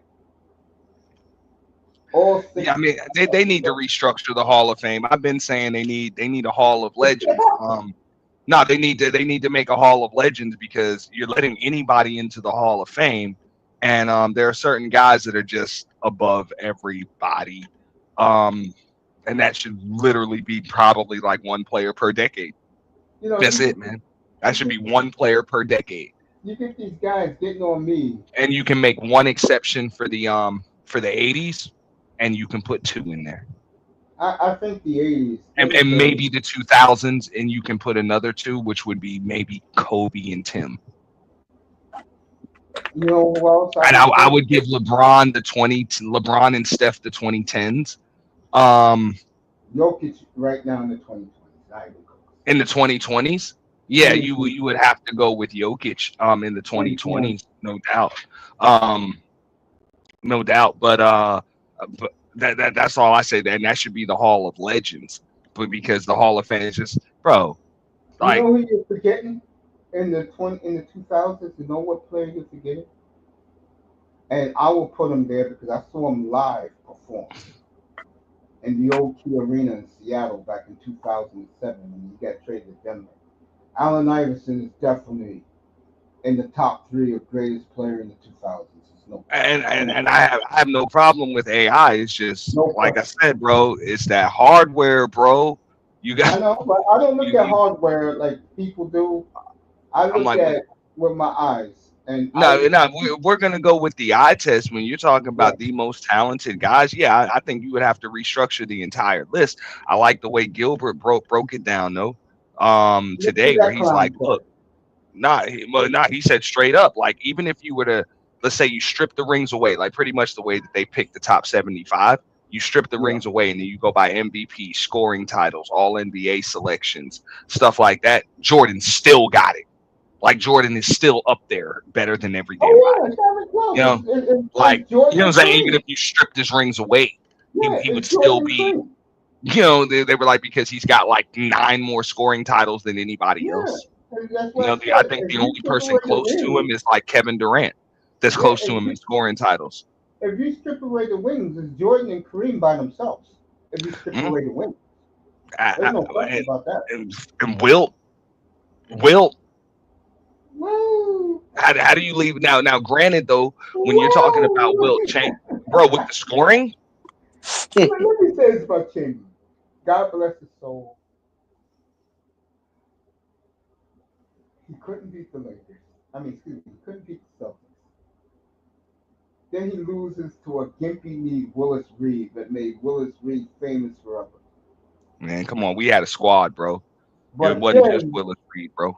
a year later, I saw it with my own eyes because my dad let me used to put me to let me go to sleep at 8 o'clock and they'll wake me up. You wasn't you guys. Mr. Miami was born back then. Wake me up for the old 11 o'clock news. I was 1 year old. Because after that, after the news was game one and two in the forum, Bucks Lakers. I saw with my own eyes. I don't give a damn. Manzano don't want to accept it. I saw Kareem in the second year in the league destroy Chamber. Yeah. Now I Destroy heard him. about that. I'm not that old, but check It this was out, a right? beatdown.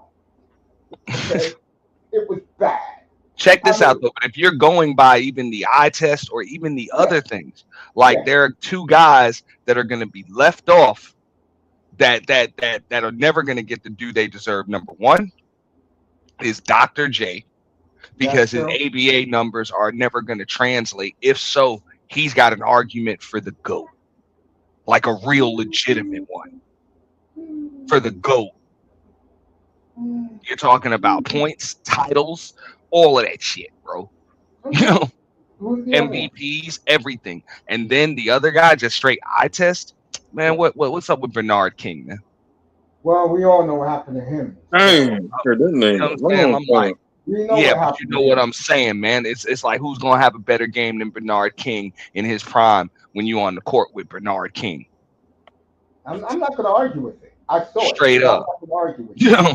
I saw it, so I'm And not I'm going to. like, these are guys that wouldn't even make the top 50, 30, That's you a know what I'm mute saying, point 50, right there 60. for me.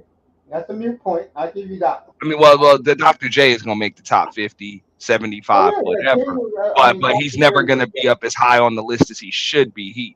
If you were to add his ABA stats, I would have to pull somebody out of that Well, top what 10 and happened to give Julius Dr. J their Irving? spot. And you wasn't born yet. What happened to Julius? Yeah, you was probably in diapers like Mr. Landy. What happened to Julius Irving was Philadelphia in '77 had the greatest collection of NBA players you will ever see, and they couldn't beat Portland. Now remember, and I always say this for the great Walt. Moses Malone, bro, they got a Oh, he was back. They got after it. how Malone the was hell did 80s. they Malone. get? How the hell Malone was did they 80s. get MVP Moses Malone from the Houston Rockets and get his ass on the Sixers to win an MVP the That next was the problem. That's why Julius don't get the love, just like David Robinson don't get the love, because Robinson needed Duncan and Malone just took over 4-4. understandable because Robinson blew it, bro. You know what's Yeah, up. yeah. Robinson Elijah blew it Wan, in Portland. '94.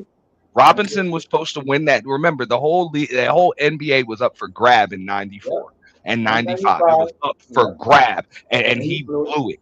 He blew it, bro. That's on him. Olajuwon was the only one that took advantage of that window.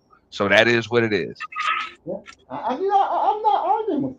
You have to You no know, argument for me. like I'm with you. Don't get me wrong. Robinson would have been up there, but bro, you blew it, dog. You You blew couldn't it. do it by Yeah. your dolo. Well, the reason why Olajuwon actually Walton did it by himself. and the reason why Walton is up there because he did it. Mm? He did it. That's why Walton's up there. He did it. What David couldn't do, Walton did. So I yeah, I like I mean, like I say, it's a lot of guys that were left off or whatever. I'm like, I try to get Steph. You know, I have Shaq and Steph at like 9 and 10 on my top 10 list. Bro, In that order. Steph and Shaquille O'Neal is not even in my thoughts.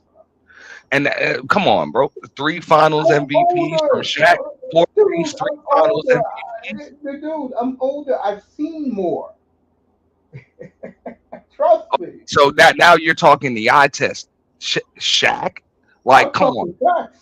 I'm not talking eye test. I'm talking facts. Let me tell you something. This got NBA fan mad about 2 years ago, and I said this, and I'm gonna stick by it. When it comes to the greatest small forward to ever play the game, You mean 3 years ago? yeah, you got Hondo, Bird, Rick Barry, Dominique, and I put all of them in front of LeBron.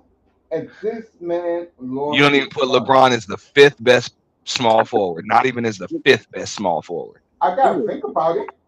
Damn, Mace. I'm just telling facts. I've seen all of this. And I dislike LeBron James, but you No, I damn, don't hate that James almost at sound all. I'm like just telling you facts. almost sound like a hater, Mace. No, Five I'm years just ago. telling facts. That That's man all. said, "Yo, it's clear as day." Now I'm like, bro, I gotta give it to the MVPs, the jewelry. I'm like, I'm a Larry Bird fan till I die, dog. I saw Larry Bird play. I didn't get to see him play in his prime. I was too young Yeah, for you was that, a but I kid. did Yeah, get you to was see him little. Yeah, play I saw Bird in play. the '90s. You know, and he Yeah. was still pretty damn good, even with a bad back. But bro, come on, LeBron's got one more title. He's got one more I MVP. don't look at it. I'm Yo, not. I don't look at it as titles. I look at the period of time. And and yeah, um, getting granted, yeah, LeBron's career is double the size of Bird's, his professional career. and I would put Barkley over him too.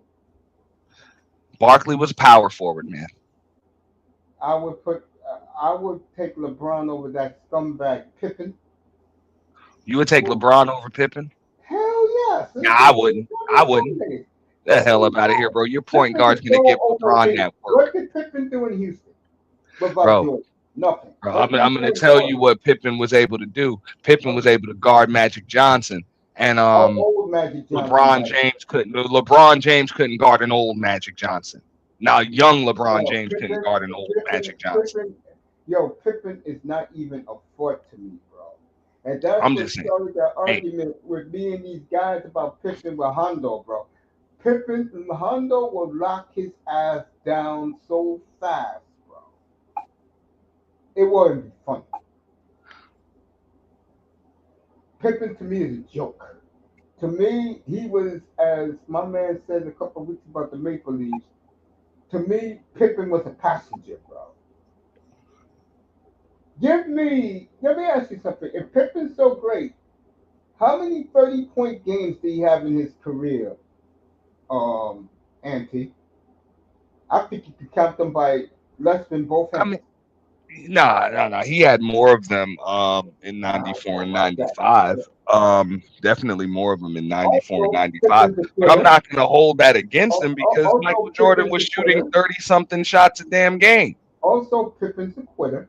We all remember when he didn't want to go back in the game because Phil Jackson drew up the play for Kukoc, and he quit on his teammates, and Kukoc hit the three to win the game, game four against the Knicks. This man to me is scum. Hey, I watched Kobe Bryant quit on his damn teammates. Motherfucker refused to shoot the ball. Well, could you blame Kobe? Yeah, right. Yeah, I could blame him for that one. But I Pippen could. to me is an afterthought. Like for real, because they could have won that damn game. He just refused to Yeah. shoot the damn ball. Now, are you going to be honest and say that the Hugh Hollins cost Chicago that series against the Knicks in '94? Or you just Nah. going to say that Hugh wrapped a good game? That's what you're going to say? What do you mean? Against the Rockets? No, Hugh, Knicks Bulls '94, the year that Oh, many people thought bro. that the Bulls were robbed by Hugh Hollins. Man, tell him to quit crying. Quit crying, man. It ain't like we did nothing anyway. They wasn't gonna beat the Rockets without Michael. It was what it was. Also, may I throw in this one?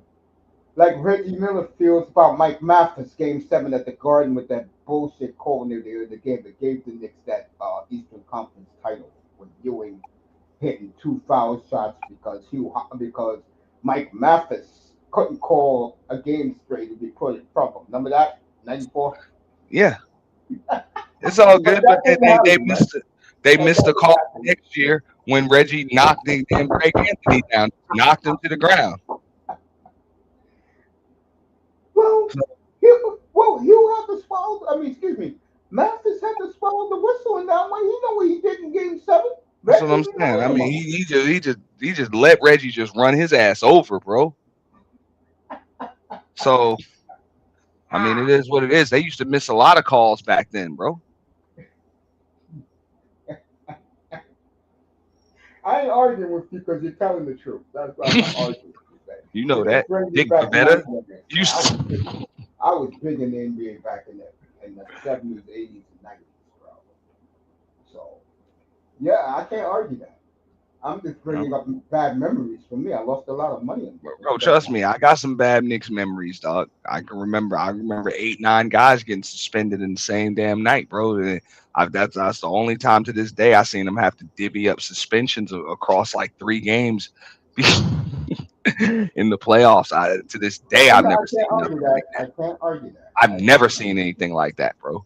I You can't. remember No, that but night, the bro? reason That why was that like happened wild, was bro. the reason why that happened was the NBA was tired of the bully Knicks. Now they made it up to you in '99. We all know what happened. Larry Johnson wasn't fouled on that 3-point shot.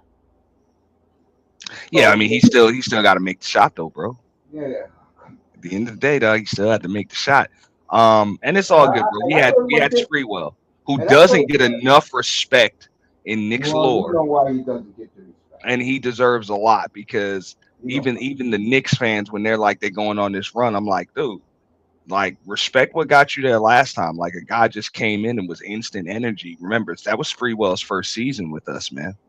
Yeah, I think, You know, and I wanted to pay his fine, by the way, when he choked PJ Carlissimo. If you don't know hey, me well, but I cannot hey, stand PJ Carlissimo. That is one coach. remember though, they made him look like he was uncoachable, everything else, and now we done heard the stories from the locker room, and everybody was Oh, like, "Man, PJ was dead wrong, bro." I cannot stand PJ Everybody said Carlissimo. that, yo, PJ was dead wrong. I can't stand Carlissimo, and it goes back to the UNLV versus Seton Hall wars when he was so smug. And then even Stacey Augman said that win for him beating Seton Hall 2 years later was bigger than winning the national title. I felt the same damn way. That's how much I hate PJ Carlissimo. I hate him as much.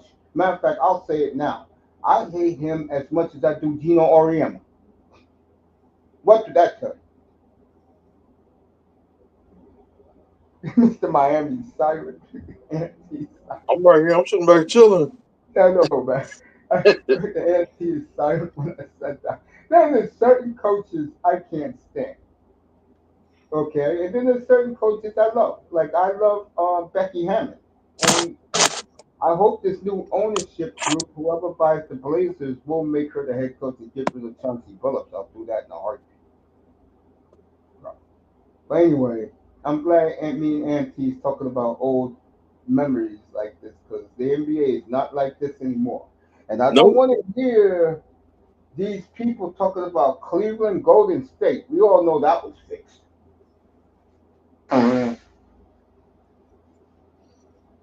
We all know that was fixed. But damn sure. You know Kyrie I still did? hit the shot.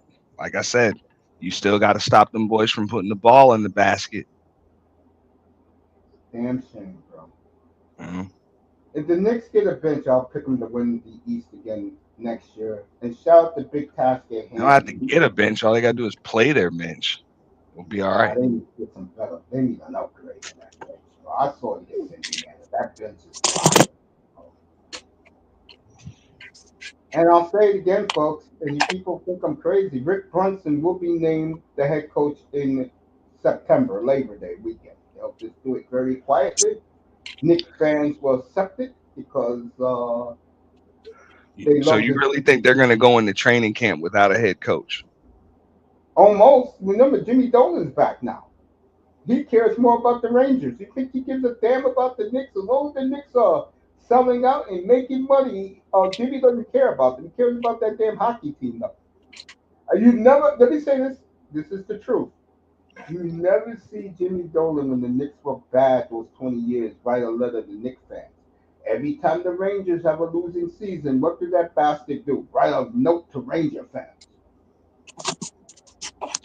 They said he was at the player exits. Um, I mean, I can't blame him right now. I mean, Well, there's some Jimmy issues was now. there. Mr. Miami, remember my old line? Remember this? This will bring you back memories. You too, Auntie. How's the team doing? Boss, we're doing great. How's the attendance? Nobody is there's not empty seat now. All right. I'll go downstairs, talk to the boys, and give them some comments. That's exactly what Jimmy Auntie just said it. He was at the exit interview. Was he there, Auntie? Yeah, he was there, Yeah, that's Yeah. what he did. He comforted the guys, told them it's okay. but Why? they said he was building that damn The spirit. sphere The spirit. Yeah. in Vegas, What? bro. What a So, beautiful place. The but it's NHL built draft. now. Yeah, it's beautiful. It's He's beautiful. back. He's back. I told you, Jimmy's back, and Jimmy didn't like what he saw from both New York. Let me rephrase it. Both 33rd and 8th Avenue teams. He didn't like. He didn't like the disappointment, Yo, and did not. I mean, and I can't blame him on that, man. You're charging too much for tickets for the people outside to have to be disappointed like that. You'd This be is not, bro. surprised. This is unacceptable. And Mr. Miami, you wish that idiot Stephen Ross was like Jimmy Dolan, bro. You wish he was, bro. And then you wonder why guys like Jimmy Dolan, Jimmy Haslam, why I like those guys because those guys don't f around. They don't like what they see. That idiot in Miami is seeing buffoonery every damn day. He's never there. He's here in He's 59th in New York. Yeah, he's at 59th Street. That's In where he his, is. in his helicopter in that big building. Exactly. Yeah. Those stupid ass Dolphin fans waving hankies at the damn house. I Anyway, see the Ross. yeah, back to the next.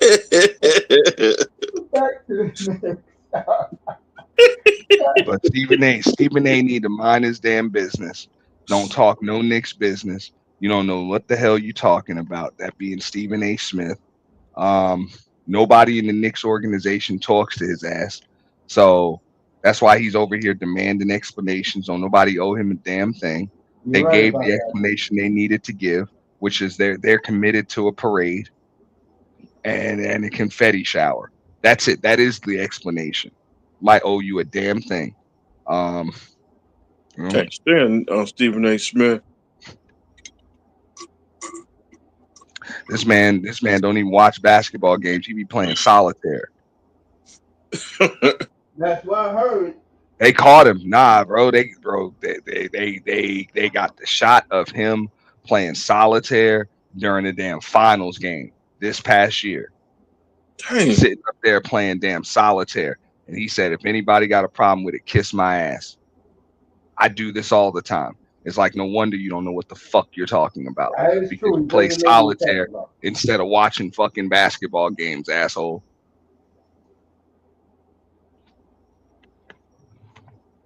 Yeah. Trying to run for president, bastard.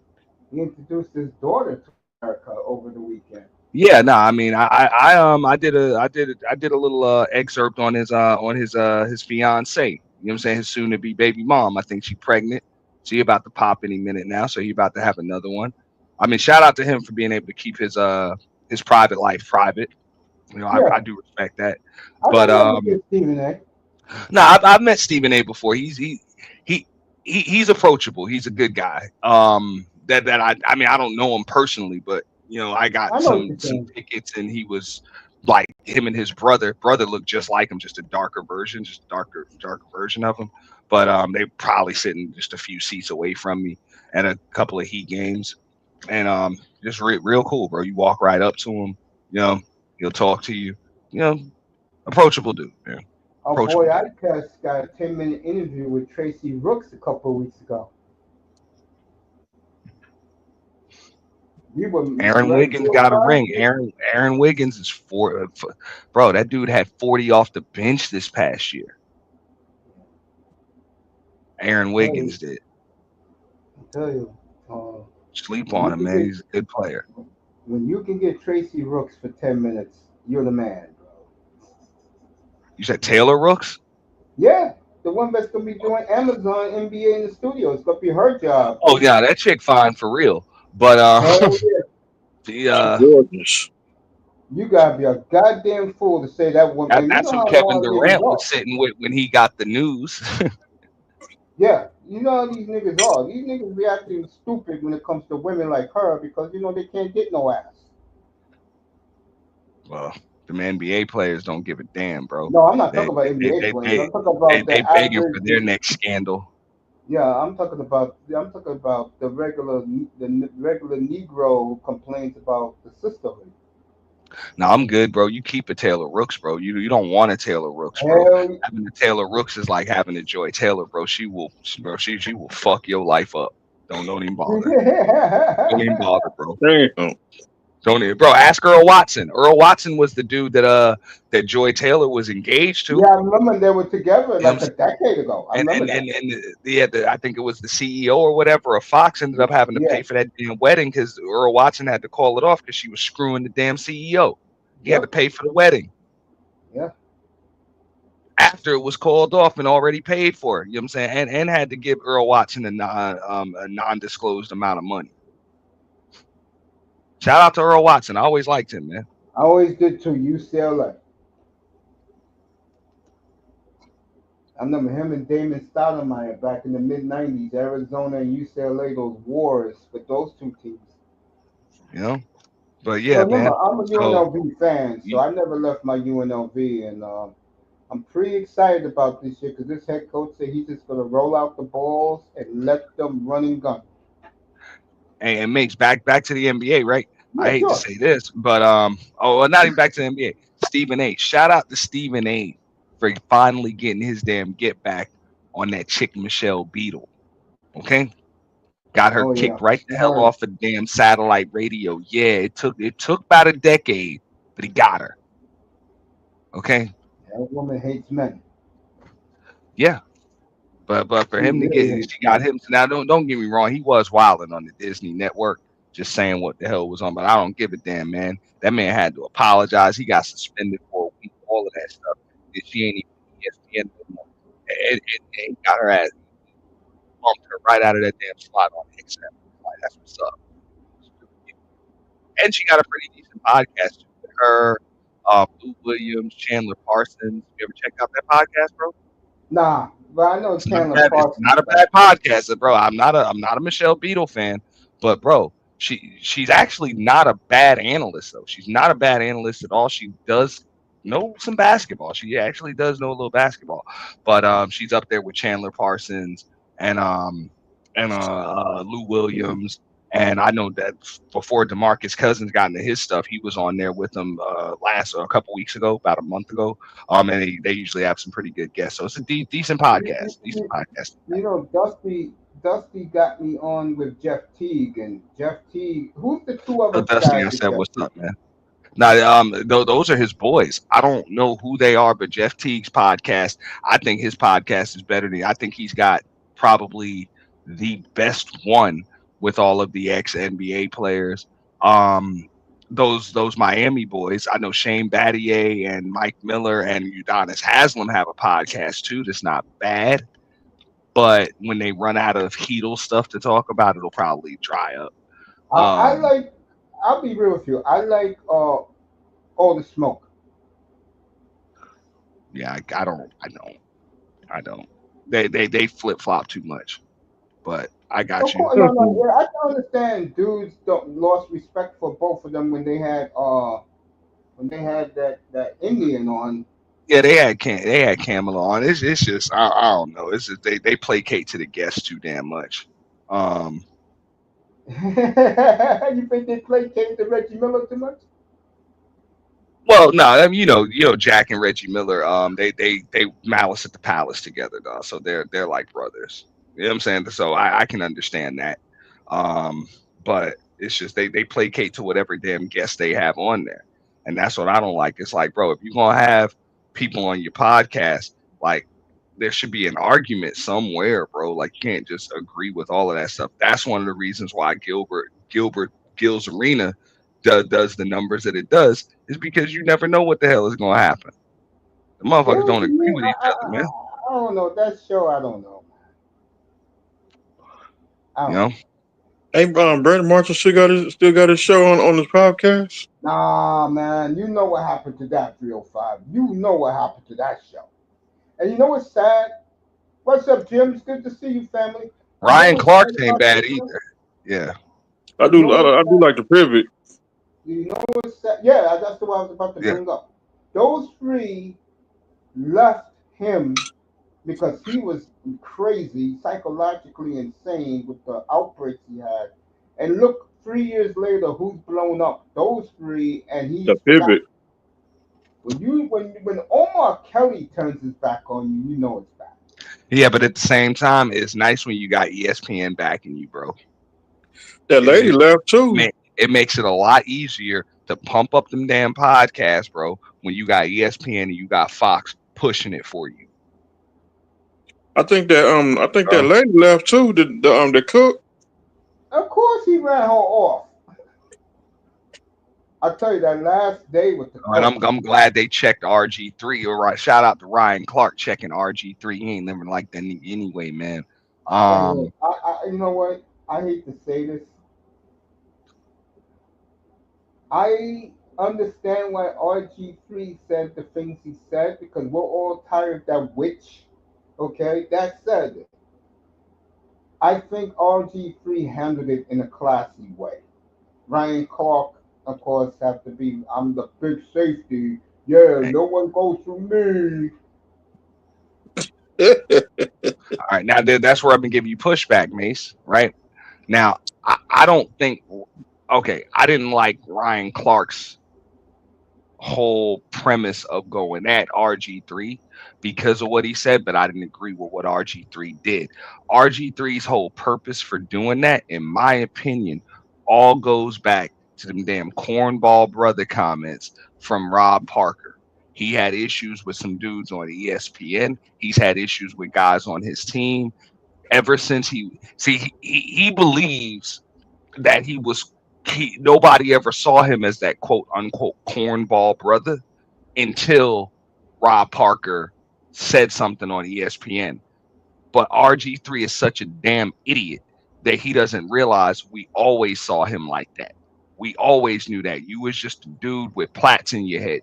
But for the most I, part, we knew niggas I, didn't fuck with you, no, bro. no, no, no, don't get me wrong. All I said was he handled a classy way. I mean, But there's something that RG3 does that it, if you still love the women of your culture, it turns you off.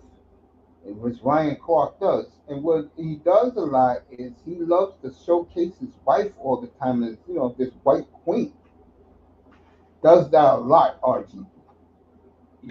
that's what RG3 was doing.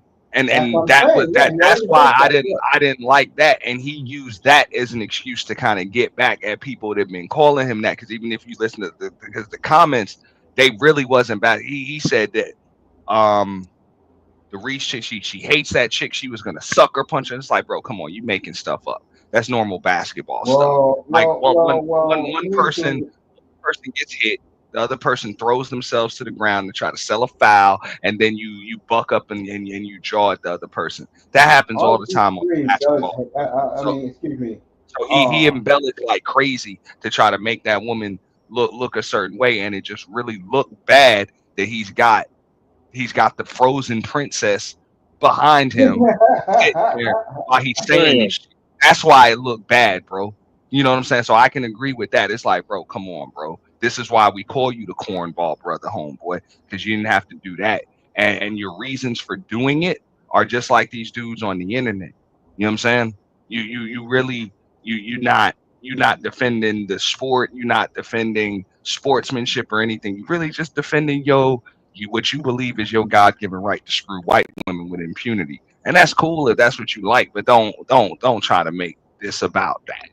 That's what I saw. I saw he was trying to no, use I one agree with story that because to, that's you know what I'm saying, like to try to prove himself. Like, okay, I'll go with these damn women. It's like, bro, I get it, but you are the cornball, bro. All you did was prove that you are the cornball brother. Just what Rob Parker said. You just proved it, bro. Like niggas don't fuck with you, bro, and you don't fuck with niggas. Keep it real. Like, like that's exactly what Rob Parker said. Like, bro, like you don't hang out with no brothers, bro. Like, It's let's like keep it Russell real. You Wilson. He don't. doesn't hang out with the brothers. Russell Wilson hang out with Yeah, nothing but white guys. I knew that from the yeah. day. And that's all Rob Parker was saying. It's like, bro, like you ain't like we don't fuck with you. Like every time somebody even offer to, like, yo, you coming out, you want to hang out, you probably always got something else to do. Like always, bro. You ain't down for all of that. And that's why those dudes always got this. Because if you remember, I pulled the cornball brother comments from 12 years ago. The context it was in, it was because of RG3's comments. Remember, they asked him what he thought about being a black quarterback hitting all the milestones. He said, I don't really think about that. And it's like, bro, we done caught a lot of y'all doing that, just like with the OJ. Hey man, I'm not black, I'm just OJ. Yeah, and then your ass on trial and all that other shit. Yep. We heard that shit from Tiger. Well, I ain't black, I'm Caucasian. Yeah, your wife done cleaned your ass out too. You know, bro, Oh, yeah. all of you motherfuckers do that shit. You know what I'm saying? And you ain't no different. You ain't no I'm gonna different, do a bro. show. I'm gonna do a show this summer, non-sports. What is the obsession with white folks? I don't get it. You got these swirlers, these divestors. You got these coon brothers that think that Miss Anne is the greatest thing on earth. Sorry about that, 305. I gotta do a show on that, man. Yeah, I mean, no, it's Sorry, no. no, I mean, you could. I didn't want to because I'm like, it is. I'm not even gonna say it's frustrating because I really don't care. I think people got a right to be with who they want to be with. I don't care. You know, I really don't care. And I'm like, if we're gonna judge people on sports, we shouldn't be judging them by who their wives are and all of that other I stuff. agree with But that. I don't get into you players' do personal see the business. pattern. you do see the pattern. It's like, yo, come on, bro. Like this does kind of look weird. Like, somebody like a Halliburton, for example. I get it. You know what I'm saying? Was he a Wisconsin boy or something like that? You know what I'm saying? Uh, His mom. You know what I'm saying? Well, his mom Oshkosh, is. Wisconsin. Well, you know what I'm saying? His mom is also like that. So we know his dad is always swimming in milk. So you know what I'm saying? Like that's just the way he grew up. I Mhm. understand that with Halliburton, Shea is you know what I'm saying, Canadian. Like these dudes grew up like that. And then, they tried to get on Bronny about that. It's like, what do you expect, boys? He's privileged. He's privileged. So you over there with a bunch of not just black kids, but you up there with a bunch of rich kids. And most of these rich kids are white kids, bro. That most of the girls in there are white girls. That's just the way it is, man. Yeah, So I mean, I understand that. So I don't. And Brunson got one too. yeah, the Julius whole Knicks Randle got one. team, Like, I except mean, for the Josh list Hart. goes on and on. Yeah, the list The goes whole on and Knicks on. team, So, except for Josh Hart. Everybody else got white but women.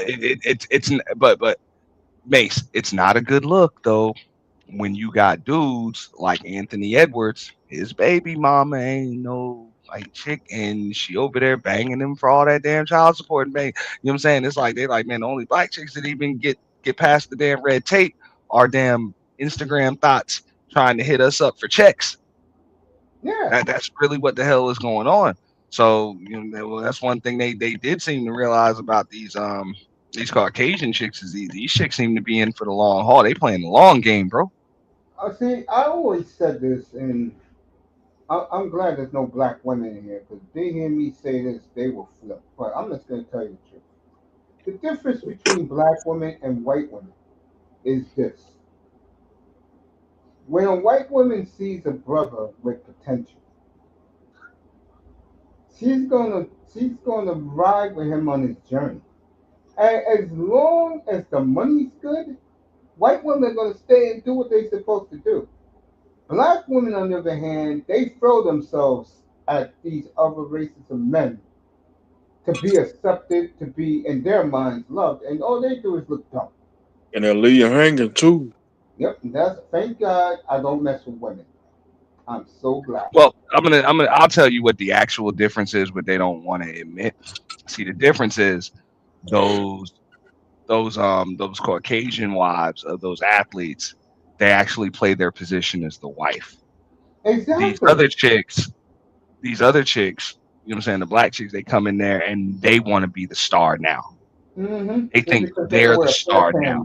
pants. And when they don't get enough attention, and this is just the pattern I've seen with the Shawnee O'Neals and the IG Thoughts and the Yeah, Mariah Mills and all of that, you know what I'm saying? They're like, when they don't get the attention, they're like, yo, I'm gonna just tear up your shit, bro. I'll just tear up your shit and get my attention however the hell I gotta get that's it. the And I'll reason make you pay why. me for it. That's And the I'll Yeah, make you reason. pay me for it. You know what I'm saying? Where That's these other chicks are like, yo, whatever, dog, I'll just give you a kiss after you win. Right that's on camera and let them yeah, talk about me for that. You know? yeah. That's the And reason then why. and then when I decide to cash out on you, I'll just look like the innocent frozen princess that you did wrong. Mm-hmm. Yeah, That's it. they all They do it. yeah. smart, bro. They playing the long game. Yeah, You that's know? how it And works. but a Shawnee O'Neal, when you drop her, it's like, yeah, about time. About Yeah. damn time. You know? And these women are these women are And fucking.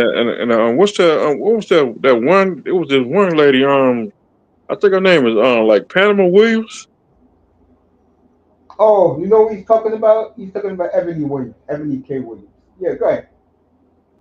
Go ahead, Phil Fine. She well, she is ruthless. Yeah, Ebony K. Williams. He's talking about. Whatever, man. That chick like 50 got her eggs frozen and all that. I wouldn't worry about her. I used to Ain't watch nothing. her. She'll I used flip to look flop on at her stance too. yo, huh? Yep. I would look at her and go, "What the fuck happened to you?" Wow. Mhm. The A thing lot of is, they these see women these got chicks. issues. So. These chicks are just so short sighted. Like Mm-hmm. it's like, okay, back in the day, that's why Shannon Sharpe's stupid ass got caught up. It's like, bro, yeah, we get it. Like back in the day, them chicks, they was just trying to get a baby out of you, whatever, bro. You buy Mm-hmm. them a house, car, pay some bills, bring a Yep. few Trying to stacks of set cash, you and up. you good to go. Now that was good enough hush money, man. You could have a few families all over the country and nobody would hear about it. Nowadays, nah, man, they about to cash out on you, bro. You know what I'm saying? These chicks are like, bro, you guys are getting tens and hundreds of millions of dollars. Like, And, no, I'm in this for the long haul. and Shannon Sharpe, I totally agree with Mace, the rapper. Dude, you couldn't. I'm not gonna go Project Bitch. I'll go this one, bro. Sharpe, you couldn't get a black office hoe to do His what you baby tell moms me, was like, I bro. mean, bro, the mothers of the children of that. The thing is, okay, Mace, I broke it down. No, he Yeah, yeah. couldn't. Because, bro, the nasty, kinky shit that motherfucker was doing, he know goddamn well ain't no black woman or even his wife would have respected him for doing it, bro. Real shit. That's a Hold on though. nasty nigga, man. Hold on though. And then I'm gonna go in my kitchen get me some water. You, Mr. Miami, can continue. Yeah, I'm not They gonna would. kill your appetite. They will do that for a white guy. Though.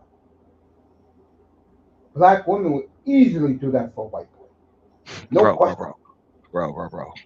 Bro, the stuff that I'm hearing with speculation, they might have did it, but they wouldn't respect that man for it, bro. Bro, that man nasty, dog. Hold Like, and that point. I'll be back in a quick second. You, I ain't Mr. talking Miami, about the talk stuff he about was it. doing to them. I'm talking about the stuff that he was demanding that they do to him. Yeah, yeah, I Like believe the that. I'll be nasty back in a quick nigga, minute. dog. You can They tell got tell they Mr. got him on Miami. Bro, video. that's why that man couldn't get no damn wife because when no damn woman, that when no woman respect him, knowing that motherfucker is into that nasty shit, bro. I'm telling you, that's why he had to pick just some random young OnlyFans chick, bro. Professional chicks to do this shit with, bro. You know, I'm telling you, man, and it nasty, dog. Like nasty, kinky, and ill. Damn, they got him on video. Like I said, bro. Like I said, that nigga's on some Diddy shit, bro. Ill. You know. Damn, So I mean that's what it is, bro. Like getting your butt played with, bro. You know what I'm saying? At the end of the day, bro, these women might take your money, bro. They ain't gonna respect you for that shit, bro. uh. Real. They'll take your money. Ain't no respect coming from that shit, man. You know, that's why he ain't never married none of them chicks.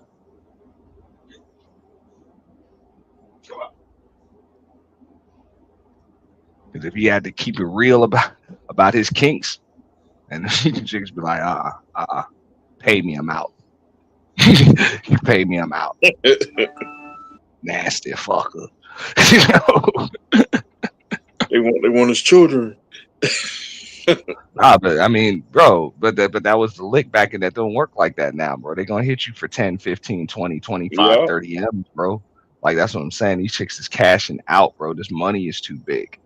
And that's another thing they was talking about, shortening up the NBA season. They're like, oh well, let's make it 60 games, let's make it 70 games. I was like, okay, how about we cut them damn NBA players' salary too? Since y'all want to cut a quarter off the season, why don't we cut y'all salaries by 25%? What's up? Yeah, y'all want to do that, do you? And shut the fuck up about shortening the season.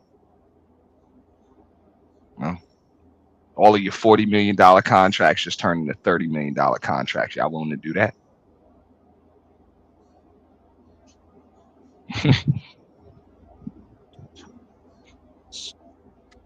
You know, like down in Miami, people be riding around with Ferraris.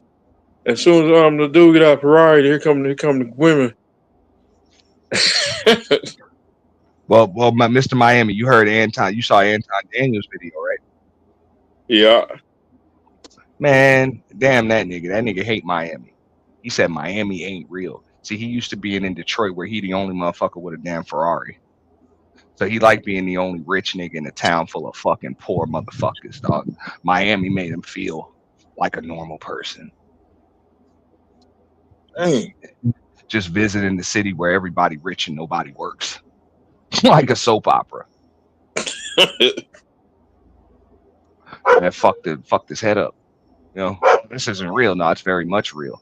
Where you're at, it ain't real. You know, it ain't fucking real. You just around you the only rich motherfucker around a bunch of poor motherfuckers. so you feel bigger than what you are. Miami brought your ass down to earth, nigga. You know,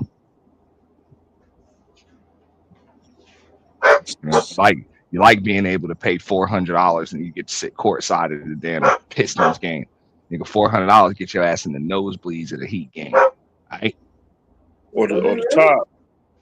Huh? That's how much the Foster said at the nosebleed of the Heat game? Depending on which game, yeah. Those tickets when I came on your show, what did I pay? I probably paid about $225 a piece for those tickets, and I was on the up. I was pretty high up, bro. I ain't gonna lie, I was pretty damn high up. Um, I wasn't I on the got you, lower level. Chaos. Give me a second. Yeah, when them Heat games used to be used to be cheap back then. Yeah. Oh, you talking about the old Miami arena? Yeah. Yeah, that shit was in the hood, bro. I used to hate going out there, bro. I used to hate that shit, bro. I But grew that's up. where I got to see Michael Jordan play for the Bulls though. His last year I with the Bulls, I got to see that shit. I grew up. I did get to see Glenn Rice. I grew up in the late '70s when I was like 12 years old. I used to go to Knicks games a lot. And back then, the nosebleeds was just $6. But the cool thing about Madison Square Garden back in the late '70s was they will let you go on the court and watch the players warm up. And I'll never forget when I first saw Jack Sycamore in front of my eyes. It was his rookie year. How much of a giant he was. I Shot remember when man. I remember when I I met felt that way David. when I met Dennis Rodman. I was like, this motherfucker big as fuck, bro. Yeah, man. I remember when I met David Thompson, bro, which was one of the biggest thrills of my young life. Bro, I know shaking that motherfucker's hand was like, what the fuck, bro? The motherfucking Hell hand yeah. wrapped all around your White fucking kid, arm, man. dog. Like, what the fuck? Yeah. Yeah, man. That's what the And that's the girls way I do. felt when Dennis Rodman shook my hand. I was like, bro, that motherfucking hand wrapped around my whole damn forearm, bro. What the fuck? I grew up at Madison Square God damn. Garden. I grew up at MSG and Yankee Stadium, bro. I was there for the ghetto Yankees every night. That's about 50 days I a met year. Charles Oakley at the Hard Rock, bro, and I was like, I got so much more respect for Charles Oakley after I met him because he isn't Yeah, cool like dude, bro. super big like I the got rest of them damn NBA players. He's I, just I got one for you. Oakley's his car wash was 3 blocks from my house in Riverdale. Dang. So anytime I wanted to see him, I could because he was there a lot. But I didn't want to bother him. But one time I bumped into him. That motherfucker's chiseled, bro. yeah, that's what I'm saying, bro. I saw him. That man had a head, like his whole head was gray and all of that. What was it? Probably back in 2016, 2017. He was playing Oh, like okay, yeah, he's three great card now. poker or I'm something talking about him at the back in Hard the Rock. day. But nah, I mean, he's still chiseled, bro. yeah, That man he's ain't got no doing good. beer belly, ain't none of that, bro. Yeah, man. I remember me and him talked about That the man wars. still look like he'll suit up. Me and him talked about the wars with the David brothers, with the Davis boys, bro. He loved I got a homie said he gonna connect me with Mad Max, man. I gotta talk to Mad Max. You I'll know, leave Maxwell alone. Maxwell is not my friend. bro. Him talking on these podcasts be funny as hell, man. I He don't said, "I mind hate the Maxwell that. motherfuckers in New York." He said, "I hate the motherfuckers in New York. They Yeah, think they playing against you or something." man. Jerry I fuck, Maxwell I can do fuck with whatever he Mad wants. Max though, man. Mad Max can do what he wants. He got a ring. Nah, I fuck with Mad Max. Should have got to. He should have got to, but Nah, the dude who I fuck with, who's doing these podcasts, I used to love arenas, but the stupid shit he says, I'm like, I'm not listening to this guy. but I noticed Gil is about shock value because then he'll say something that makes sense. Like he made some good points today that made sense. What's up with Swaggy P and my man Kmart? They're back straight. They're back straight. You know, Kmart chilled out because Kmart, man, and shout out to Kenyon Mart, man. He did a great job with his son. Great job with his son. That's my boy. Yeah, and Kmart. You good Kmart now, was the only Mace? one that did he did Mace. a little segment. Yeah, go ahead.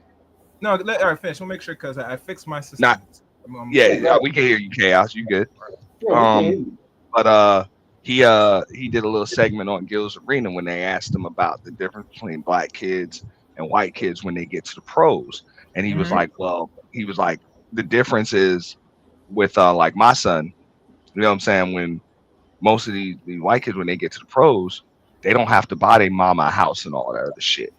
Like luckily, my son, he got to the pros. He ain't got to buy me a house. I got my own house. I'm good. You know what I'm saying? So you don't have to worry about that. All you got to do And is the focus on thing, basketball, focus on what he got to do, all of that stuff. He was like, but these other kids, they responsible for their home family. They responsible for their parents and all of that. And they're kids. They're uh, babies. yeah, go You know? ahead, go ahead, chaos, go ahead, And I'm glad that he said that. You know, because that's a problem. Like go ahead, chaos. I saw another thing that showed uh it said something about Wanda Durant is the real MVP. I'm like, what the hell? Like what the like where do they get off with this shit? Like at the end of the day, you ain't no ball player. Like I could even understand if you said that about like JaVale McGee's mom, or some of these dudes in the league, their moms were pros. Their moms were Yeah, overseas true. pros and WNBA pros and stuff. I can understand that. But when you talk about some chick that ain't never played no ball in her life, like what you do? You gave his coach the okay to pick him up? Like that, that's it. Like you didn't do. Come on, you ain't the NBA. I mean, you might have been extremely supportive and everything, but you're his mother. You should have been. Come on.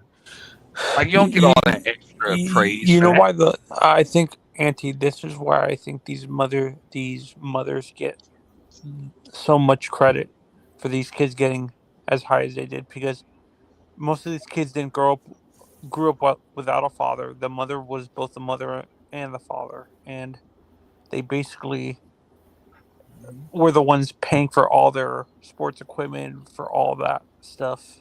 So I Manzano, agree. I gotta Not cut you off, now. Manzano. I'm calling no, That, I'm that's calling bullshit. Hey Mace, I'm sorry. I gotta call bullshit on all of that. First of all, that mother and right. father shit, don't want to fucking hear it. Don't want to hear it, bro. Because I've done the single father thing, and I never once said I'm your mother too. The hell up out of here, bro. You're right. You're right about You know it. what You're right I'm about saying? it. You're right You about it. have a You're right. mother and I ain't it. I'm always just going to be your father. That's bullshit. And can't no woman be your father. No matter what. If I'm not there, I'm just not your father's just not there. But mom can't be daddy. so By the you think way, the single NT, parent thing gets way too much credit? No, I'm just yeah, bro. At the end of the day, most of these people don't know what the hell it is to even be a single parent. They might be a separated parent. The kid might be from a broken home, but they ain't in that shit by their goddamn selves. Because even a Wanda Durant, yeah, you were a single parent, but if it wasn't for that boy's coaches and everybody keeping that boy on the right track, making sure he didn't get caught up in trouble and Other all of men that in other the group stuff, too. Other and men in and, the and, group. and and your kid don't just grow to be 7 feet tall and that damn talented without having some good genetics on the other side. All right, miss me with that. Okay, so there's got to be something involved with that. But no, I don't want to hear that. Pay for the equipment. Kevin Durant ain't have to pay for no damn equipment his whole damn life. Okay, equipment is on your basketball. That's the only equipment. that's what I'm saying. And basketball, they No, give you that. Man. but They what, give you I'm that. They talking give you the about sports in sneakers. They general. give you the basketball. They give you doing AAU and all of that other stuff. You got scholarships to go to prep school. Miss me with that. They coming and picking you up. All you have to do is make sure the kid's available. I guess Gloria James was both mommy and daddy, even though LeBron missed 86 days in a year of school. In 1 year, the boy missed 86 days. In high school? No, I'm not. I'm Yeah, not In talking high about school? basketball. I'm talking well, about other sports. middle school, and then that coach had to come and save him and get him across town to St. Mary St. Vincent's. But Yeah, They wait, had to I'm get not is that talking the boy about problem from with basketball prep basketball school. the specifically. time? I'm talking about like sports that you have to. I wasn't talking about basketball specifically. I'm talking about uh other sports that you have to pay for the equipment. That's what I'm talking about. Like sports in general, these parents, the the the the parents are basically paying for all this equipment. Like that's why I wasn't talking about basketball Look, specifically. I'm talking look, about and sports in I know general. what it is, man. My son wasn't no heavily scouted, highly touted thing. I still had to buy the damn cleats because he was playing baseball. I had to buy the cleats. My son wore a prescription, bro. I had to go get damn prescription. I had to get his prescription put in goggles, because he played left field. Yeah, I see what you're saying. How's he Yeah, but doing? you understand where I'm Yeah, coming we from. Like kind of I'm not going through talking some about things now. basketball He just turned specifically. 19. because No. not because most of these kids have to get stipends from if we're going to private But school. I'm Some of just these saying, kids come. I remember how expensive that was. I had to pay for all of that stuff, dog. And at that age, from little league all the way up until high school, you know how fast that boy, bro, the boy grew what 5.5, 6 inches in like 6 months. And his foot went from like a size 7 to like a 13 in like a year and a half, 2 years. Boom. Just busting out of his damn shoe. You know how expensive that shit is? Yeah, I think for me the most me and Mace talked about this before, Auntie. I think the two most expensive sports for equipment are football and baseball because you're constantly having to replace helmets. Arizona, I What do you disagree. mean? With Helmets are hockey too. provided. Hockey's Helmets are the most provided by the expensive. team. Hockey's Not the most necessarily. expensive, no That's doubt. if you. I was about to That's if say you're. golf. Golf, tennis, like those are pretty damn expensive sports. Especially golf, really expensive. I would But disagree with baseball because the really high end little leagues. I'm not talking. I'm talking about the ones that don't get the funding. Like, I'm, I, I had to pay for all of my son's equipment did from your son do travel league? Can I ask a question? no. Who's Aaron Yeah, Wiggins? yeah. Is that the Wiggins That, brother? that's like the ninth guy off the eighth or ninth guy off the bench for the But his last or name is seventh Wiggins. seventh or eighth off for O.K.C. So he's not related to Andrew? No, Okay. No. All right. Carry on. but Before you carry no, on, like I said, I don't want to hear about it was expensive or whatever because if your kid's got talent, somebody's gonna pay for that shit. Yep. I do want to You get ask. For real. Like Yeah, so I got a Nike school. We got Oxbridge Academy right around the corner from me, bro. I done seen it, dog. Bro, they be busting them kids from all over the damn state. Okay, because when you're in homeschooling, you can go to whatever school you want. All right, and that school is Nike sponsored, man. They got a whole field, all of that stuff, man. They give all the kids iPads, they give them everything. So when it comes to like basketball and shit, once they get that AAU shit, those teams are Nike sponsored, Adidas sponsored, Reebok sponsored, Puma sponsored. They are Under Armour sponsored. They are good. there you go. Nancy, let me ask you a question. See you up here, my brother. You there? Yeah, we got here. We did. Auntie, what I was about to say, in regards to these injuries, and I had a good bird. No, I was listening to what people said on the analysts about this, and they were talking about maybe they should shorten the season or do all this weak shit for these players. I'm looking at this. I take proactive approach. You play the games. If you have certain injuries that might cause it, you have to make a decision as a player. And most players are going to continue playing because notice they can't sit out. Either as a contract year or this is the last shot to get to, like I said, to the finals. They're going to play out. So it's always a player's decision at the end of the day if they're going to risk their body being torn, especially the amount of Achilles tendons that's been torn this year in the playoffs. 3 players particular. They said that Halliburton had a calf injury during a final. It was game 5, where it was. And usually, my friend told me, so usually when you have a calf injury, you're supposed to sit a whole month. I'm thinking, say, you can't sit a month and this is the last game to win the championship. You're going to risk it all. What's your views on this? All right, so here's the deal. Right now, those players, they shouldn't be in a position to make decisions regarding themselves because they're not being evaluated by their own independent medical staff. Okay. So a calf strain, which you noticed, is not really a calf strain. Okay, it's like a severed sore Achilles already. They're just calling it a calf strain, and we've seen it enough. They're lying. This is why Kawhi was like, I'm getting the hell out of San Antonio. Yep. Like little shit like that. All right. Really? They're misdiagnosing these guys. Yeah, they are. It's clear as day. Don't you notice how when players get hurt? Wait, Mace. I want to hear some NT. Yeah, I was hearing a rumor about that a few years ago. About you watched the same thing happen with Kevin Durant. We watched him. Me. I don't even know if I was on Mace's panel, But Mace know Yeah, he how I was. felt about that. Shannon Sharpe, everybody that been around sports, we done seen it in real life. We done seen it on the television. We saw KD popped his Achilles that night, man. Yep. And they Hey, said calf strain. like Miss I me was with the gonna say, bullshit, man. We knew that. And then y'all got him all iced up, got him doing some dance before the game. And then same thing, just like Halliburton. You just gonna try to camp out behind the 3-point line and keep pulling if up. you I know notice, you trying. Hey Mace, I know we see you trying not to pull off of it, bro. So you know yeah, what your damn injury is. yeah. Just like Halliburton. Oh, he was having a fire game. No, he wasn't. He was just camped out behind that damn 3-point line. But his instincts, you can't turn your instincts off. So after a while, you done hit a few of them shits, just like with KD. It was literally the exact same shit. Now, motherfucker coming out. Hey, you gotta, hey, bit on your pump fake. You push off, pop Pop. goes the weasel, bro. Just like Jason Tatum. He had injury Well, before. Let me Jason ask you this. Tatum. Jason Tatum, I don't know what the extent was. I know with Halliburton and Dame Lillard, they knew what it was, man. They knew what it. Them boys they had sore Achilles already that they were calling a calf strain. Oh wow, jeez. And for Well, real, let that's me one of add the to that. reasons why I don't even play basketball like I used to recreationally, dog, because I had two sore Achilles, bro, and I was working out Oh, 5 days a week, Oh, and nah, they were just sore, and nah, that was a pain that I never felt like I'd yeah. never felt it before, and I was scared to death. But I'm not stupid. I knew where my Achilles is, and I'm like, when that shit was sore, it's like, bro, there's nothing you can do to work it out. There's nothing you can do. You can ice it or whatever. But I was scared, bro. I was scared. Like if I play again, this shit could just pop, bro. And I never walked the Well, same again. And at the same time, I ain't no NBA player. I can't afford like Achilles surgery and shit, bro.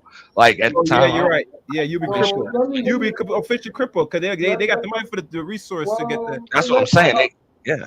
like I was gonna say, the one thing you've noticed in sports the last decade Oh, is Like they that going to Dr. Andrews. it's like a player's hurt and the trainers don't even run out there anymore. And I think a big part of it is what goes on behind the scenes. I think the players sometimes can be very mean and nasty to these trainers because these trainers don't make nowhere near the money these guys make. And Tony's right. Why is the NBA allowing these franchises to misdiagnose players when they know because if of the they get money. You gotta understand, Oh, and I'm oh. glad we had this conversation in Game of the Real, Auntie, because anytime if you're being misdiagnosed, any torn, and this same happened with the short point guard. I forgot his name again. They used to play for Boston. Used to play for Cleveland. Isaiah Thomas. He had a same issue when Boston they gave him misdiagnosis, and I think he damaged his hip, and he was never the same since. And they know if any part of injury gets torn or anything, that's a wrap. Not saying they won't be the same player, but money wise, they're not gonna make much money again. well, They don't give a I fuck. noticed that in all sports, when players are laying on the ground in pain, these trainers don't run out there right away. And I think a big part of it is what Auntie just said about the money. Also, I think these players let it be known they do not trust the team doctors and they Mm? don't trust the trainers And they shouldn't. because they work for the owner.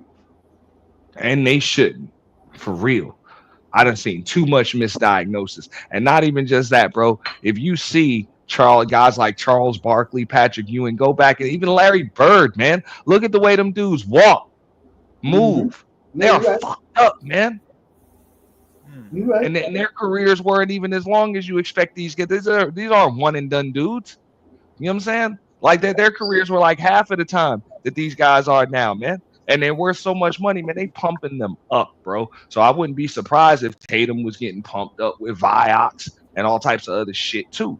You Let know? me let me read Manzano. I'm going to use a perfect player for this too. The team knew how many concussions he had throughout the season.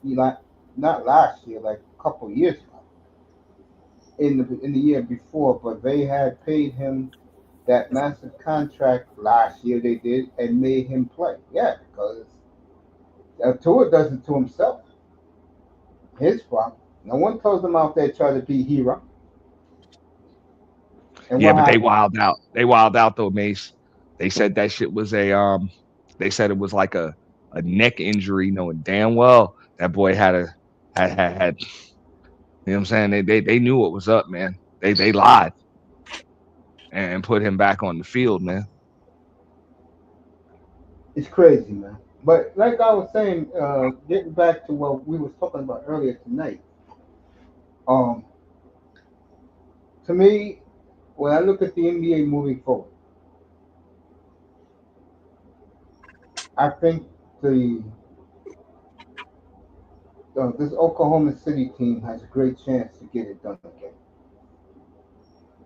Or as Sam Presti said to his players the other night in the locker room, get used to celebrating like this because we're going to win more and more.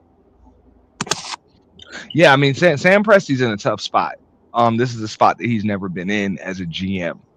You know, Of course, he um, criticized his last and team. and it's a worse situation than Ujiri was in when he did it. So this is tough because he's always been able to build. Now what do you when you got a team that actually won? Now what do you do? It's one thing Well, when you always just trying to get better. Um, but now when it's to the point where there's nowhere to go but down, but you still gotta keep the owners happy and all of this other stuff. This is a tough situation, man. I think what he said the other night was fascinating. When he said that when he had his first squad, they were too selfish, too me, and that's why they couldn't win. He said with these guys he has now, these guys believe in we and believe in team, and called Alexander the best player he's ever had. Fascinating. I mean, I can't. I can only be, but I can't even disagree with him, Mace, because like at this point, I mean, they targeted that dude, Shay. Yep. Um, and that's the storybook right there. It's like, bro, y'all fleeced the fuck out of the Clippers, dog. Fleeced them, and then you go back to that day in 2019. If a motherfucker would have told you the Oklahoma City Thunder will win 60 something plus games 68 and games. make it to the finals and have an MVP without making any significant changes to the roster. It won't even come out of the draft to have an MVP that wins 60 something games and a 68 game win season and make it to the finals and win a championship before this Clippers team even makes it to the finals. Nobody would believe you when they picked up Kawhi and Paul George that day. They're going to Nobody they would have trying believed you. them and the Celtics are going for the same guy in the draft. They both teams went Cole Canuple. I guess that's his name is the kid from Duke. Um, I don't know.